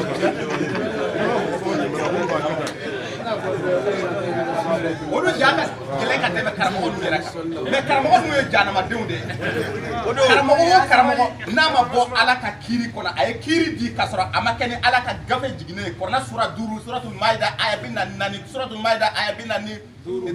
suratul maida aya 47 ko yɛrɛ kun tɔɲɔbaga de don ko kafiri de don ko tiɲɛnikɛla de don a bɛ don janama kɔnɔ kana seli a kan n'i ye chrétien ye fɛn wɛrɛ b'a bolo mun tɛ linjila ye kana seli a kan karamɔgɔ i bɛ ka kuma faamu n'i ko ka ni an ko an bɛ nin bɛɛ fasa a ka misɛn dɛ mais ko ni tiɲɛ ye nin de ye chrétien mun fatura limaniya kan i bɛ seli a kan i bɛ dugawu k'a ye muminiden mun fatura limaniya kan limaniya ye fɛn mun a bɔra ye ka limaniya gafe jiginnenw de la olu de sahiduya ye o de ye sahiduya ye ko nabila isa tun ye sahidu ye kiraw bɛɛ tun ye sahidu ye u nɔfɛ mɔgɔw ye sahiduw de sahiduw bɛ manto bɛɛ lajɛlen kɔnɔ seere jɔn u serera ni fɛn ye ala ye mun jigi u ka kiiri tɛ bɔ fan wɛrɛ fɛ f'a ka kɛ gafe jiginnen ye karamɔgɔkɛ bɔn ninnu de bɛ wele limana jɔn wa an de ye balima mɔgɔ ye kɔnɔ sɔrɔ 49 aya a ma fɔ chrétien dɛ a ma fɔ adamɛ dɛ a ma fɔ yahudu a ma fɔ mumini a ma fɔ nasara a ko minnu limaniyara limaniya dun fɔra i ye limaniya ye définition fɔra i ye kɔnɔ sura 3 aya 84 limaniya définition fɔra i ye kɔnɔ sura 2 aya 100 aya 36 limaniya définition fɔra i ye suratu nisa i kɔnɔna na aya 100 aya 36 tuguni ha bari ko in bɛ tan de koyi an ka tɛmɛ ni ɲininkali i ye dɔ faamu wa i y'a faamu n kelen m'a faamu dɛ n b'a dɔn caman fana faamu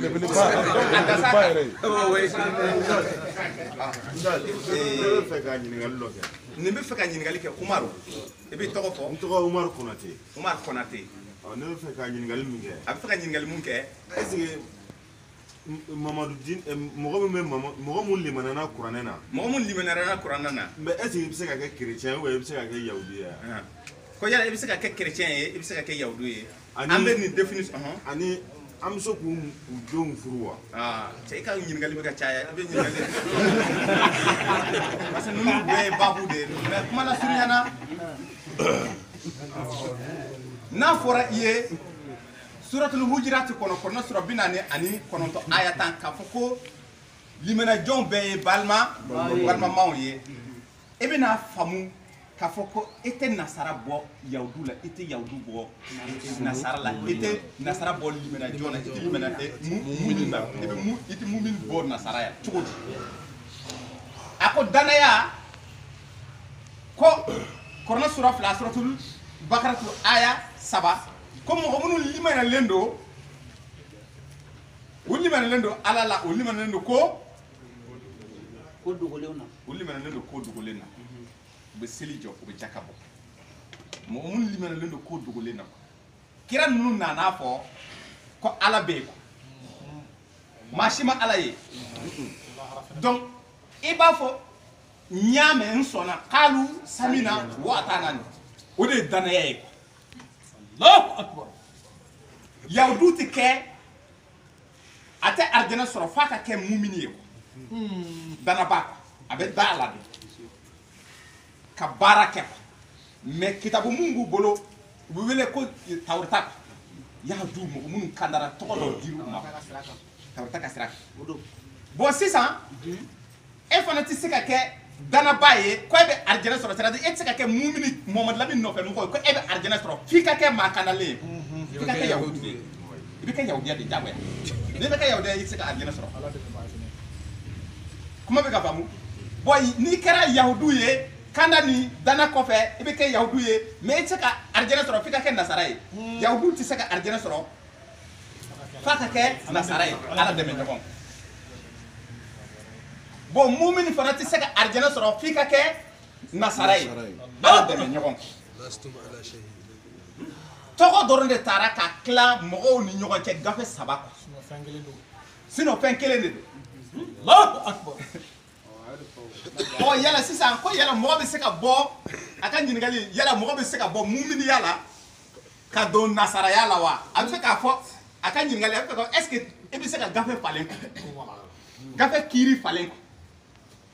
i bɛ bɔ sini sɔgɔma i bɛ bɔ muminiya la k'a fɔ tiɲɛ yɛrɛ la kɔrɔna kiiri ne kɔni a ka gɛlɛn ma kojugu n y'a ye k'a fɔ Nabila Isa ka kiiri de ka nɔgɔn n bolo t'a ye mais e bɛ limana e ma ban kɔrɔna k'a fɔ kɔrɔna tɛ tiɲɛ ye kɔrɔna ye tiɲɛ yɛrɛ mais ne bɛ taa ni Isa ka taabolo nin ye a ka kiiri n bɛna kiiri tigɛ donc e bɛ kɛ nasara i n'a fɔ kulu mun tugulen bɛ e bɛ taa fara u ka kulu kan a ka bato kɛ cogo bɛ yen sabu a ko ne ma aw ka ɲɛsi yɔrɔ kɛ kelen ye kɔrɔna sura 2 aya 100 ni aya 48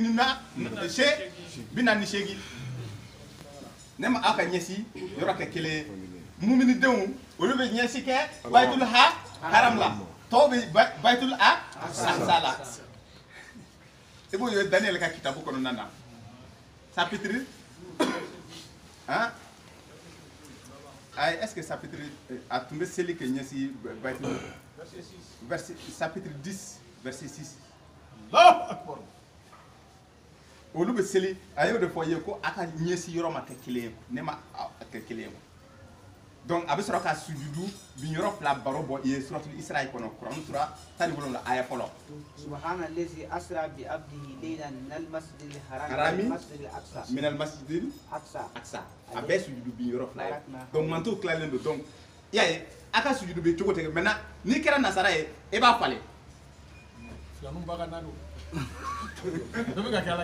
awɔ e tɛ seli ka ɲɛsi haram ma ayi Baitul Haram ma quoi parce que kɔrɔ an de b'a fɔ kɔrɔ n'o tɛ mɔgɔ dɔ bɛ fatɔ yen olu bɛ ɲɛsi tile bin yan fan de kɔrɔ parce que a ko Kuran sura 2 suratul Baqara aya 100 ani aya 49 ani aya 100 aya 50 ko a bɛ dugukolo yɔrɔ yɔrɔ aw minnu kɛra mumini ye Mamadu Lamini nɔfɛ mɔgɔ ye ko ne tun ɲɛ b'a la kira tun bɛ ka seli ka ɲɛsi fan bɛɛ lajɛlen fɛ sanfɛ a bɛ wala ko bɛ ɲa a ɲɛsi yɔrɔ kɛ sisan Baitul Haram yɔrɔ mun ka d'a ye aw fana ka tugu ciden kɔ donc ni e kɛra ciden nɔfɛ mɔgɔ sisan e bɛ alikaba position de ɲini ko i bɛ dugukolo yɔrɔ yɔrɔ i bɛ seli ka ɲɛsi ye mais ni i bɔra muminiya la sisan c'est à dire que i ko i bɛ gafe i bɛ na gafe falen mais e ye silamɛ ye yɛrɛ kun kolonbaga de ye hali sisan parce que e bɛ na taa mun na fana o ye Ala ka kuma ye nin bɛ bonya olu tɛ nin dɔn halisa kalanna ninnu tɛ nin dɔn donc n'a y'i ja chrétien e bɛ bɔ chrétien la i bɛ taa yahudiya la donc e ka kiiri gafe de ye tawurita ye maintenant n'i sara a kan kiyama don Kuran sura 45 aya 20 ani aya 8 ko ne bɛ aw bila kunberekun na manto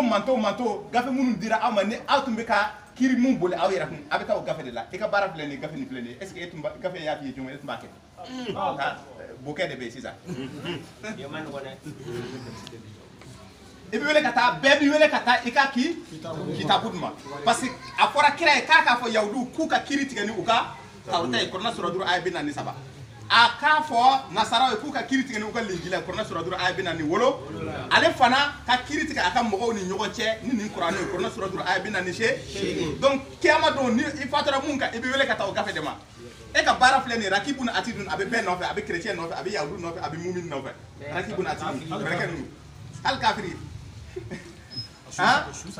su sa kɛ parce que olu tɛ kiiri olu de janama kɔnɔ direct maintenant tɔw de bɛ kiiri mais i bɛ kiiri ni en fonction i ka livre donc i bɛ se ka bɔ muminiya la c'est à dire que k'i ka gafe falen ka taa gafe dɔ in na mais k'a sɔrɔ i ma ban tɔ 2 la e ka ɲininkali tɛ nin ye ko yala o bɛ se ka ɲɔgɔn furu wa a ko Mamadu Lamini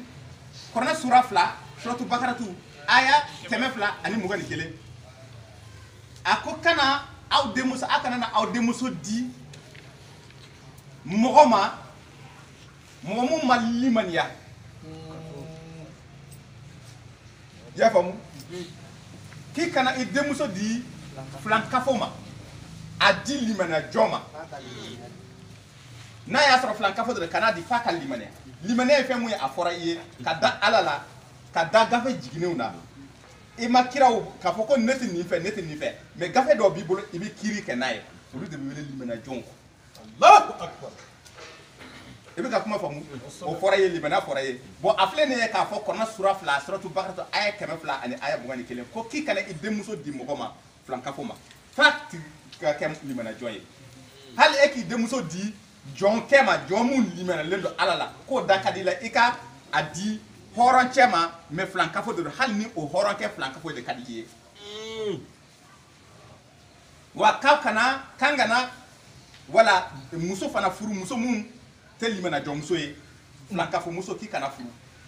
f'a ka limaniya de ko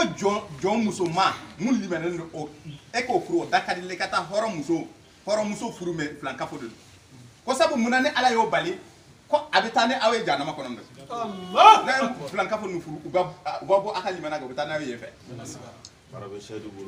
kuma bɛ ka faamu a kuma ka ca dɛ donc o bɔra ni a bɔra nin cogoya la jɔn de bɛ jɔn furu cɛ de bɛ muso furu nasara muso ye jɔn ye ni a bɛ o sira kan limaniya jɔn de don chrétien cɛman n'a bɛ linjila sira kan walima yahudu cɛman walima yahudu musoman n'a bɛ tawrata sira kan pourquoi e t'i denmuso di a ma a dun k'i ma kɔnɔ sura 5 aya 5 ko a ye u ka dumuni daga aw ye a ye aw ka dumuni fana daga u ye a ye furuɲɔgɔnya ka u furumuso hɔrɔnmuso limaniya jɔnw ka hɔrɔnmuso danabaw ni o ye muminimuso ye a y'a daga aw ye ka muso daga aw ye ka bɔ jamakulu cɛ la minnu ye kitabu sɔrɔ ka kɔ aw ɲɛ comme cɛ de bɛ furu kɛ a danna ye donc olu cɛman fana olu fana bɛ muso furu k'e kana i denmuso di kɔrɔna sura 2 aya 121 k'i kana i denmuso di mɔgɔ ma fo a ka kɛ limaniya jɔn ye ni nasara nana i ma limaniya jɔn de i b'i denmuso d'a ma e b'a denmuso furu i y'a faamu i b'i denmuso fana di ale fana ma ni yahudu denmuso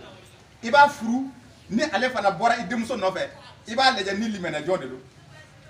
e bɛ i denmuso di a ma Allahu akbar furu in kɔnɔna na maintenant a bɛɛ bɛ tɛmɛ ni a ka gafe ye ni i y'a ye tiɲɛ na kɔrɔna kiiri de ka nɔgɔ nasaramuso nin a bɛ yɛlɛma a bɛ kɛ mumini ye mais i t'a karaba mais kɔrɔna kiiri de ka nɔgɔ ni kitabu tɔ ye kɔrɔna yɛrɛ de y'o fɔ ko ale ka nɔgɔ ka tɛmɛ tɔw kan linjila fana ka nɔgɔ ka tɛmɛ tawrata kan kiiri bɛɛ tawrata kiiri ɲɔgɔn kiiri gɛlɛn tɛ yen mais bi an ka baabu t'o kan kuma bɛ ka faamu donc a bɛ kɛ hali sini sɔgɔma a bɛ na kɛ ɲininkali wɛrɛ jumɛn bɛ yen an b'a di Sayidu bari an ka ustaz bɛna karankan dɔ kɛ ustaz Konate Ibrahima o bɛ mɔgɔw sɛgɛn kɔrɔna sura 5 kɔrɔna sura 5 aya 50 ni aya 1 ala b'a fɔ tɛmɛ n'a ye ka tɛmɛ n'a ye kɔrɔna sura 5 aya 50 ni 1 ala ko k'aw kana jɛɲɔgɔnya ta yahudu fɛ yahudiya k'i kana jɛɲɔgɔnya ta yahudiya fɛ yahudu fɛ a ma yahudiya kelen fɔ dɛ ko yahudu a ma yahudu bɔ yahudu la k'i kana jɛɲɔgɔnya fana ta nasara fana fɛ ma nasara bɔ nasara la dɛ a ko olu dama de ye ɲɔgɔn teriw ye ni a y'u kɛ aw teri ye aw bɛ n'a kɛ i n'a fɔ olu ɲɔgɔn na yɛrɛkuntɔ jɔn de ye yɛrɛkuntɔ ɲɔgɔnbaga ye man lam yakum bima anzala Allahu fa ulaika humul zalimuna Quran sura 5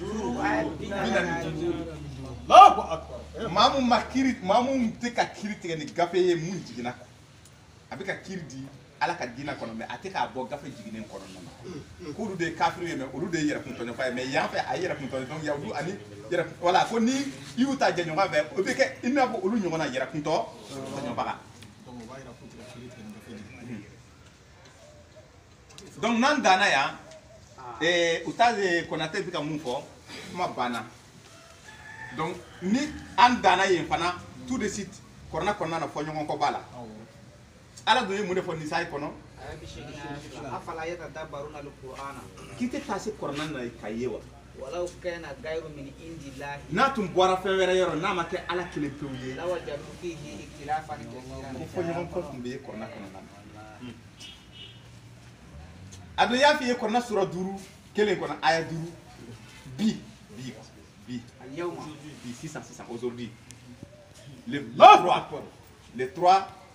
janvier 2020 j'ai permis e ka taa dumuni kɛ yahudu fɛ e ka taa dumuni kɛ chrétien fɛ ale fana ka na dumuni kɛ e fɛ olu fana ka na dumuni kɛ e fɛ ka furu ɲɔgɔnya daga aw ni ɲɔgɔn cɛ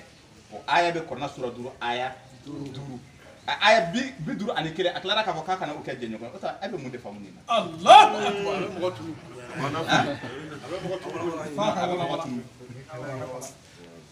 donc ni nin ma walala ɲɛ tɛ se ka sɔrɔ a la korona kelen kɔnɔna na suratul al-imran aya 28 a bɛ na ni kuma dɔ ye cheikh an bɛ tɛmɛ n'i ka tafsiri ye dɛ a ko k'i kana jɛɲɔgɔnya ta maa wɛrɛ fɛ f'a ka kɛ limanajɔ ye i y'a faamu k'aw kana jɛɲɔgɔnya ta mɔgɔ wɛrɛw fɛ fo o tigilamɔgɔw ka kɛ limanajɔnw de ye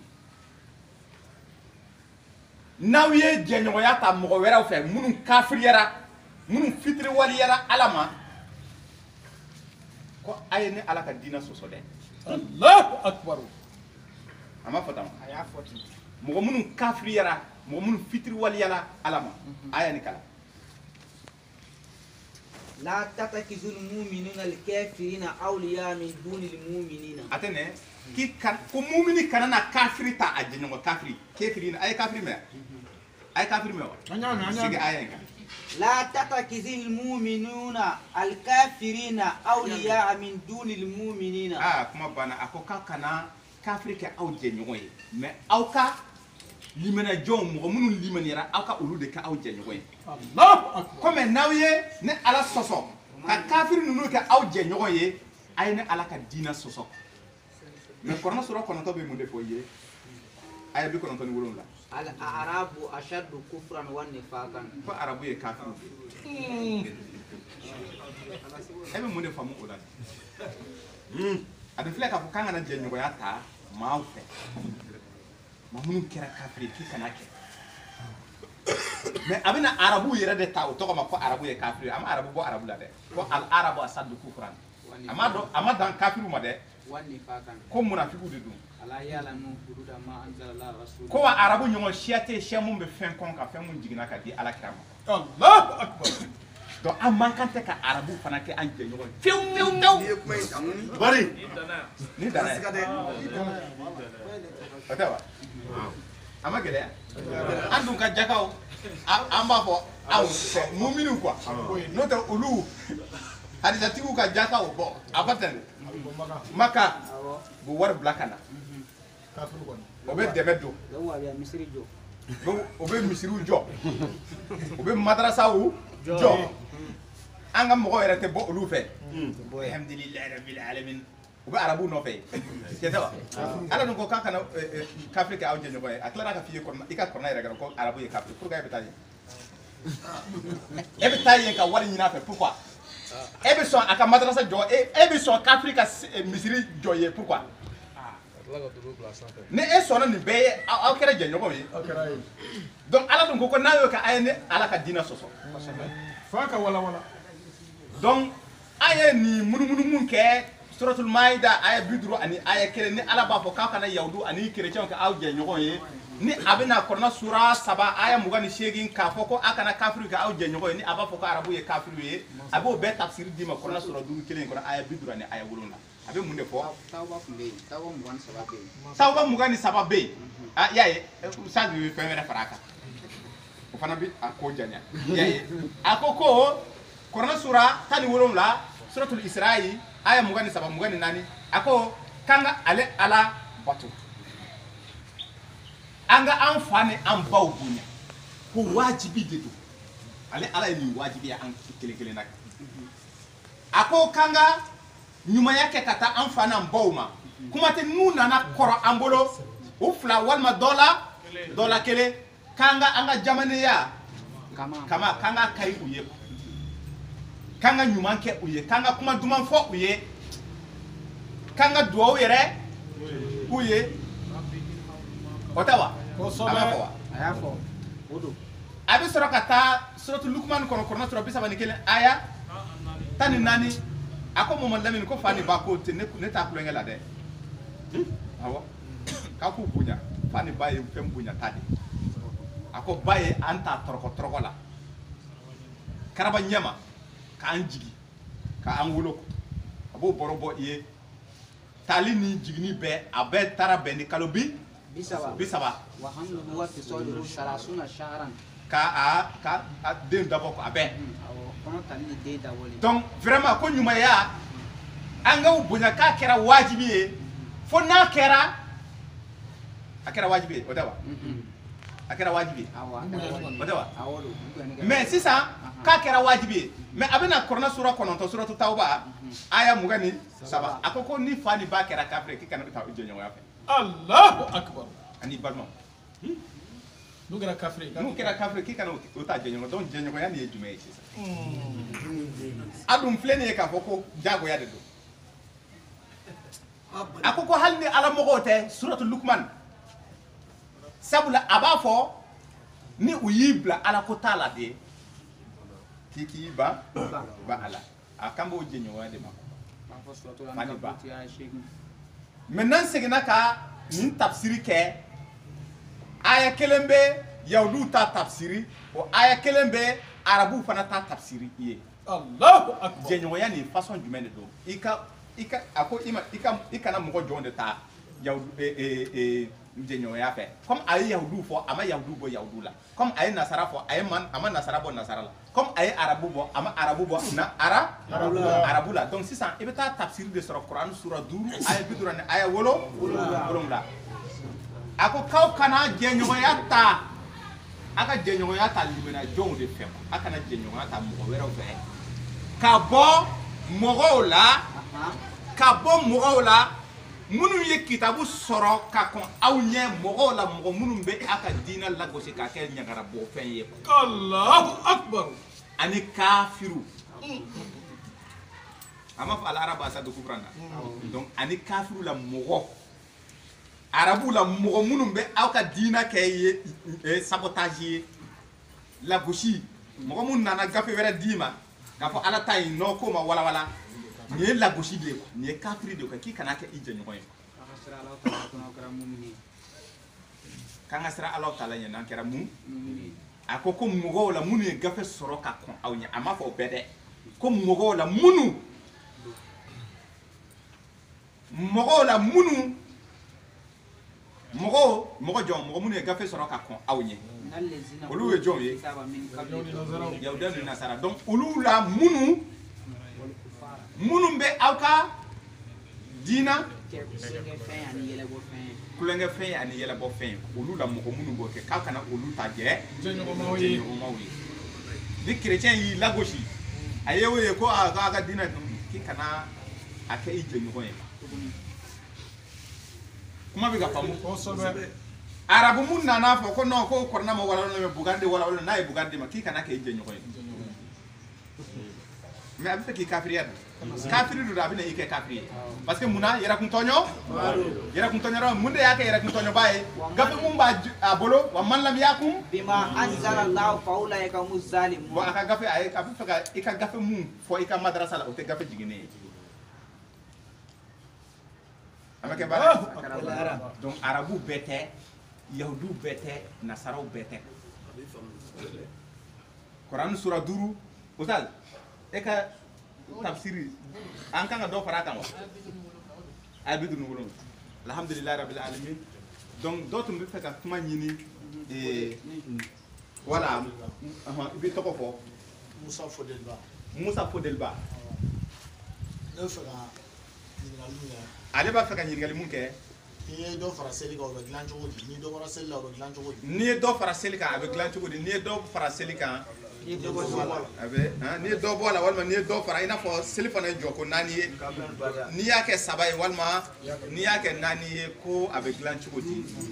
bon fen do de be o se adama demo i ka dɔ fara seli kan walima i ka dɔ bɔ seli la walima ɲina ni fili o kalan an ye suratu bakarati kɔnɔ aya laban kuran sura 2 aya laban Allahu akbar. ربنا لا تؤاخذنا إن نسينا أو أخطأنا. an tigi ala kira de bɛ ka nin duwawu kɛ kuran kɔnɔna na ya an tigi ala i kana an minɛ an ka filiw ani an ka ɲinaw duwawu ni kɔni filɛ nin ye kira ye duwawu kɛ seli kɔnɔna na a ye ɲininkali kɛ seli fana ye misali de don seli fana ye jɔko naani ni mɔgɔ min y'a kɛ 5 ye fɛn jumɛn de bɛ o se adamaden ma fili ni ɲina o de bɛ adamaden sɔrɔ ni i bɛ dɔ jidi seli la walima i bɛ dɔ bɔ seli la bon comme a dɔnnen don k'a fɔ gafe minnu nana ni ala ka diinɛ kɔnɔ minnu nana ni diinɛ wɛrɛ fana ye olu ko ko bon o bato kɔnɔna na ni o y'i sɔrɔ e kan k'a dilan ni bada salami walima kabla salami o ye n'i ye dɔ bɔ seli la bada salami o ye ni i ye dɔ jidi seli fana ye 4 n'i y'a kɛ 5 ye k'i bɛ sujudu 2 kɛ salamu kɔfɛ o de bɛ wele bada salam n'i y'a kɛ n'i ye panna yɔrɔ dɔ la i y'a ye k'a fɔ vraiment i panna yɔrɔ dɔ la ko o la i bɛ yanni i ka salam bila i bɛ ten turuko 2 de kɛ k'a bɛ dilan quoi ni o wele ko kabla ni bada ko o kiiri jɔn de y'a di aw ma sabu ale ala ma yamaru kɛ diinɛ in kɔnɔ a ka diinɛ in kɔnɔ maa wɛrɛ ka kiiri di mun ma kɛ ni ale ala kelen kuran sura 42 aya 21 ko jɔn de ye yamaru yala ko ale ala de ye yamaru di u ma o ka nin kiiri fana di diinɛ kɔnɔ wa nin tɛ ala ka kiiri ye kɔrɔna ka kuma tɛ nin ye kɔrɔna ka baro dɔ filɛ k'a fɔ ye ko ɲina ni fili kibara kunkan ko la Muhamadu ye ala deli yala duwawu ni a jaabira wa n'a ma jaabi an b'a ye kɔrɔna kɔnɔna na n'a jaabira an b'a ye ko kuran kɔnɔna na a jaabira wa a ma jaabi a jaabira kɔrɔna sura 37 nin duwawu jaabira yen dɛ ala ye mun de fɔ وليس عليكم جناح فيما أخطأتم به. bon ne ala tɛ aw minɛ ni aw ka filiw ani aw ka ɲinɛw ko nka walakin ولكن ما تعمدت قلوبكم. ko nka n'a y'aw tugu ka ko mun kɛ ne ala bɛ aw nɔ minɛ o kama Allahu akbar. e ye tugu ka seli fana kɛ 5 ya a ko k'o ye tugu de ko ale ala tɛ jɛn n'a ye tugu baara ninnu ko wa an kana a miiri k'a fɔ k'an bɛ plan kɛ ale ala la dɛ a bɛ taa ni ye suratul hudu kɔnɔna na kuran sura 11 aya 5 ko n'an donna birifini kɔnɔ ka fɛn dɔ miiri an dusukun na k'ale ala b'a kalama Allahu ka faamu wa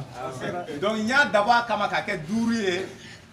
fili de don ɲina de don ala b'a dɔn ka tɛmɛ an kan bon ko ni fili ni ɲina de don kiraba nin yɛrɛ de duwawu kɛ kuran kɔnɔ k'a kana an minɛ n'a ye ala ye kira jaabi ko n sɔnna ne tɛ aw minɛ ni aw ka filiw ani aw ka ɲinaw ye e ko ayi ko dɔ farala a kan ɲina mun y'i sɔrɔ ni i ye a kɛ 5 ne ko f'i k'a dilan mun de tiɲɛna ko k'a dilan ala ko n yafara Jangan kau beda, kau wasa.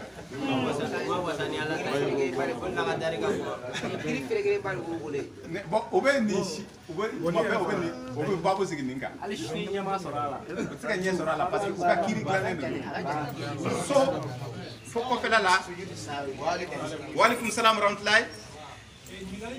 Ebi toko fo moko ke idon.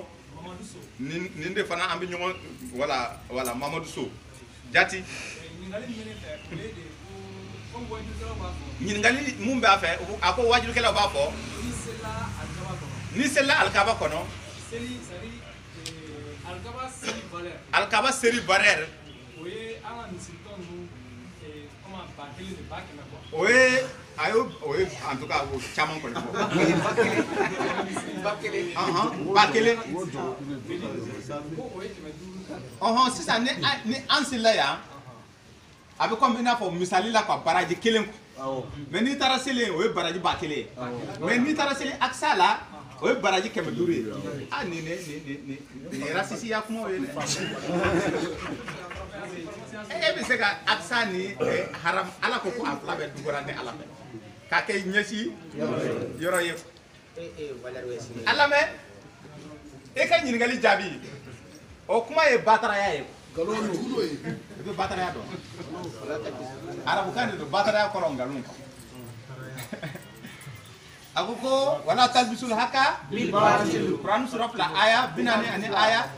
wa taktumuna al haqa wa antum ta'lamun kaw kana ngalo nyangami tiena kasoro abe tien donc ala men balma ke ako aye baka ke yoro dugale Quran surah saba aya bi konontoni woro bi konontoni wulonga abe alkaba toko dima ko baka atoka ye baka de korna ye alkaba mu amu alkaba toko te alkaba ye de baka de do wala toko de yelama lendo ni ta a toko yere de baka ako aye baka ke yoro dugale ka ke nyesi yoro ye ni ebe makaye ibi nyese alkaba de ma ni eyi mabo makala ibi nyesi alkaba kelen de mako pisama chia teide no do ala kera ambebe nyongo nyu kata yin ambebe gere yinde olube ala feni anyewa o pisama chia ngalondo do kafoko ebe ye ni esela baraji do bala baraji rete sela Allahu akbar ha baraji ti sela ni mo ma sela be boke jago ni fino ha jago ni fino ba baraji ti sela adalu fle ni Quran sura femere de be sela munte baraji oye baraka jidi ko baraji ika baraji baraji ne akoko bara jume ako ay fembo awla ka diko ay nyuma yake ni nyuma ya kelenke korna sura woro aya kemena bioro akoko mbake nyuma mba sara ke tan man jaa bil hasan falahu ashrun amsaluhu Allahu akbar jidili ako ayi balimuna ki kana kojugu keko ko nyuma ke ni ko nyuma ke baraji biye mais ni ala soso ka kojugu be ke mo de la ka nyesi mo wera ma ni o ke ko o jurumu ye kele ni kele ke asara ye kele de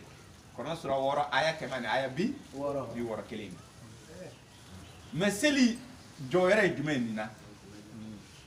jurumu te seli la baraji te alela ka fo ka bi ka seli ni seli kelen ka bi ka seli ketaye aba ka seli jidi ako ale ma jina ani adama deun dan fo si kama fo bato wa ma khalaqtul jinna wal insa illa liya'buduni na bato ni bo ke o de ye ka aya kalan ka sujudu bi ala ye wajibi ble ala me de seli jaka ni si barajete alela sun barajete suna hiji barajete hiji la ayi munde be hiji la munde be seli la idakun yowe ibake mais ni yake munde ba konona na ke ibe ala ka yafa de soro Allahu akbar korona sura jume sura duru ayatani fla ale kafsa ni baraji ale te baraji kota ale yafa de be ale kono bon ni duye yafa soro ko abe e ka jurumu josi doron ka sinki lado arje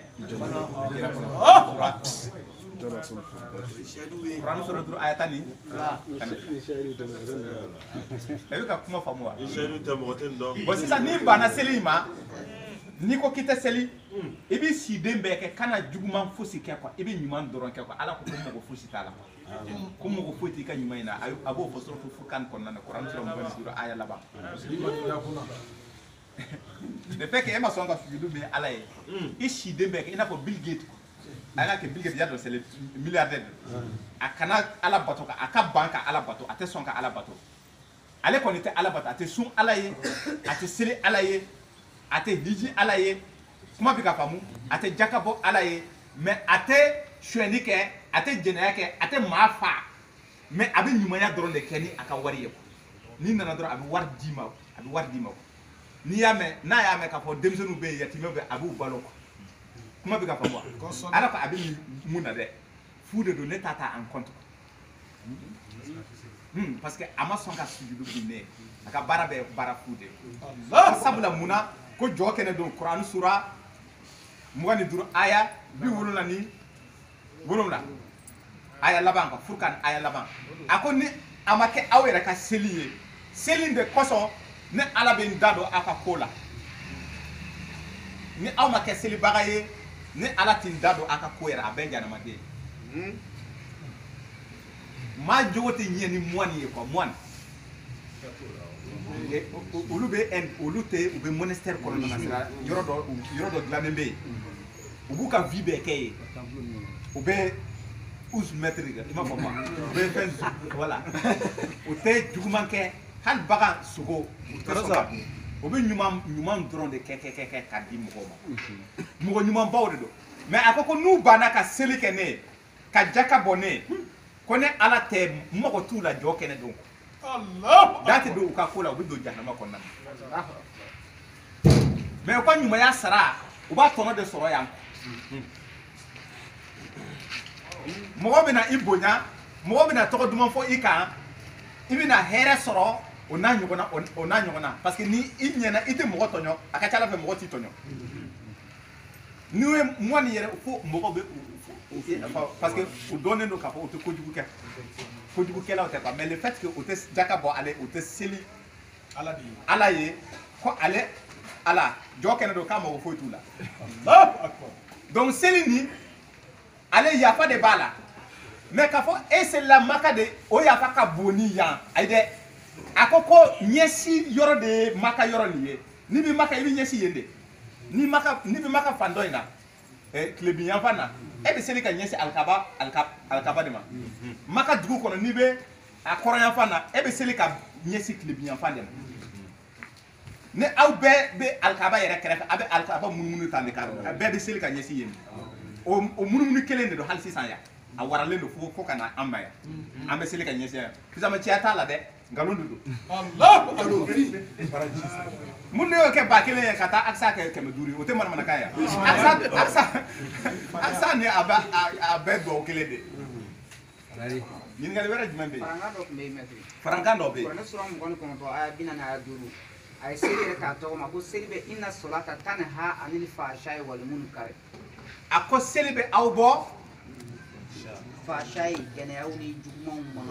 ani ala tanama ko nin bɛ kuranɛ sura 25 aya 45 kuranɛ sura 29 sakɛ suratul ankabut aya 45 y'a ye ko seli bɛ fɛn buruburu ka bɔ yen nɔgɔ a bɛ nɔgɔ buruburu ka bɔ yen kuma bɛ ka faamu donc ala ka hakili ɲuman di a ma ninnu ye ziiri kumaw de ye u bɛ fɛ ka kisama ciya de di olu yɛrɛ ma ye parce que u b'a dɔn u bɛ don jahanama kɔnɔna na donc o bɛ fɛ ka u da la o de an b'a fɔ ko n'i tugura jama fanba kɔ k'u bɛ fili ka bɔ ala ka sira aksara man fil ardi yudilluka an sabilillahi in yatabi'una illa dhanna wa in hum illa yakrusuna kuran sura 6 aya 100 aya a ko n'i tugura jama la fanba kɔ u bɛ fili dugumakolo sanfɛ u bɛ fili ka bɔ ala ka sira kan jama fanba tɛ fosi ka jigiya kumaw dama ni n'a ɲɔgɔnna ko an y'a minɛ karisa la an ye nin mɛn an ka dɔnnibaw bɛn n'a fɔ k'u bɛ sɔrɔ k'u ka nkalon sɔn sariya kɔnɔna na naam ko n ka kutuba dɔ la ko seconde guerre mondiale o mankutu nana Kuran kɔnɔ yala ma troisième guerre mondiale bɛ yen nɔ parce que an ɲɛ b'a la est ce que ala bɛ mɔgɔ na diɲɛ kɔnɔ sa dɛ ko yala troisième guerre mondiale bɛ yen wa tiɲɛ don troisième guerre mondiale bɛ yen kuranɛ kɔnɔ Allahu akbar troisième guerre mondiale nana Kuran sura 44 kɔnɔ a kan ka na quoi a bɛ na dɛ sisi kɛlɛ la guerre bactériologique nucléaire et biologique o bɛna a susu ɲɔgɔn kan o don bɛ na sisi kɛlɛ israélien bɛ ka a labɛn tiɲɛ don o bɛ gafe kalama dɛ karamɔgɔkɛ tiɲɛ don n'i b'a fɛ ka dɔn a ɲɛ yɛrɛ ma recherche kɛ quoi israélien o bɛ ka casque dilan ani yɔrɔ masque à gaz dɔw dilan k'a labɛn k'a bila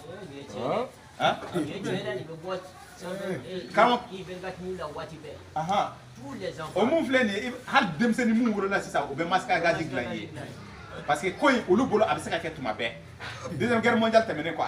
a bɛna kɛ quoi mais a bɛ kɛ tuma jumɛn Ala dun y'a fɔ ko nɔɔni a bɛ nɔɔni de ka taa de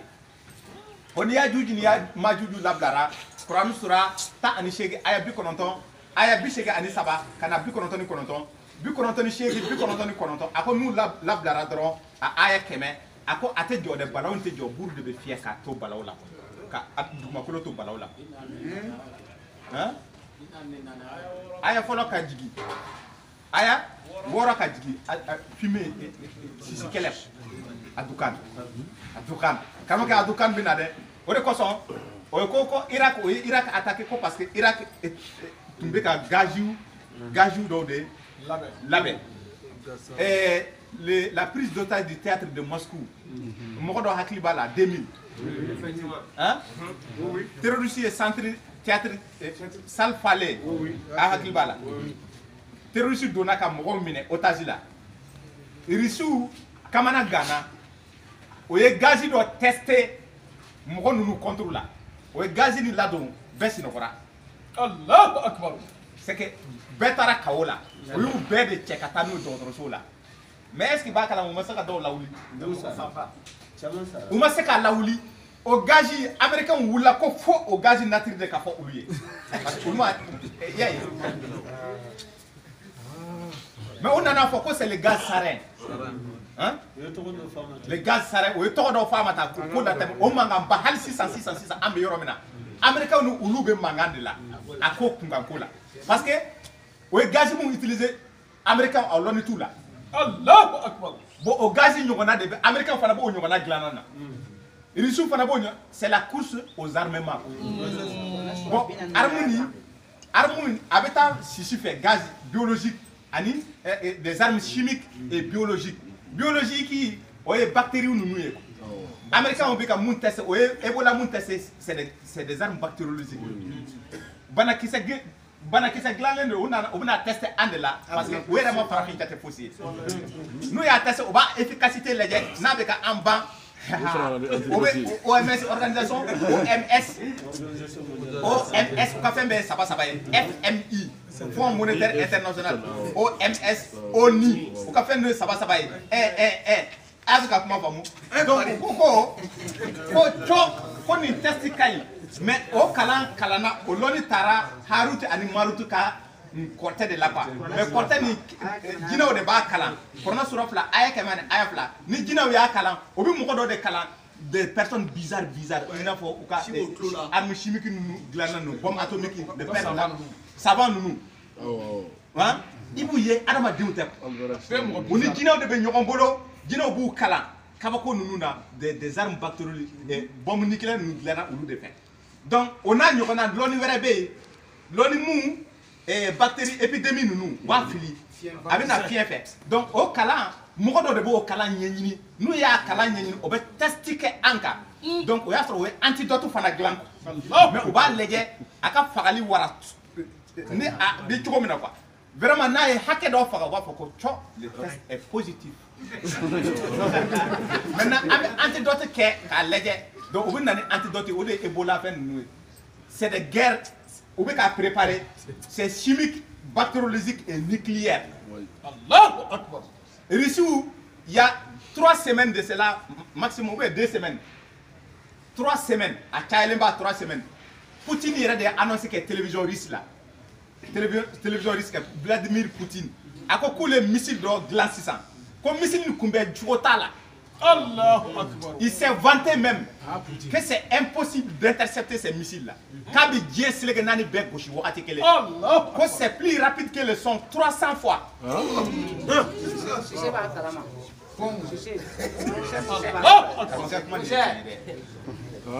Des missiles redoutables. Plus rapide que le son.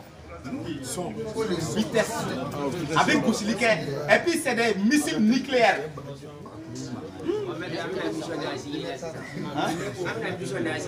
amma kila mali amma saka kila ai amma da juna da an kan amma nan sara juna o boy ne ase ke anyana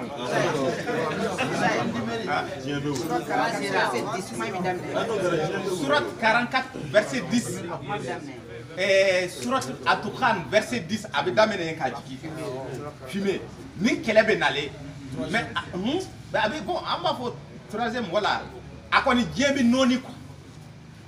n'u ye filili daminɛ an dɔw kɔni an bɛ sisi sama dɔrɔn o y'a sɔrɔ an sara la guerre froide o ko nin bɛ yen dɛ nucléaire bactériologie bon jamana ils ont signé ko faut course aux armements ko k'o jɔ mais c'est pas vrai.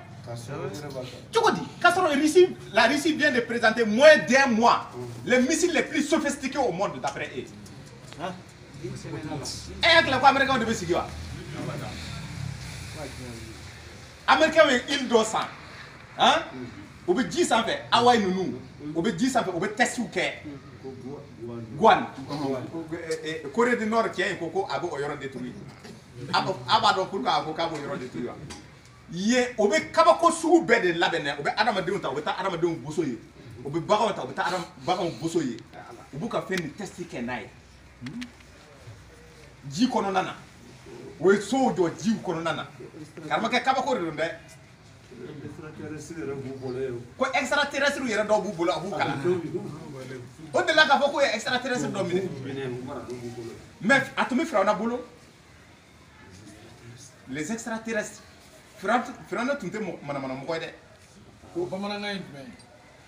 bon a bamanankan a bɛ komi i n'a fɔ ala ka danfɛn wɛrɛw de don fana bɛ sanfɛ olu fana ka lɔnni ka bon ni adamaden ye voilà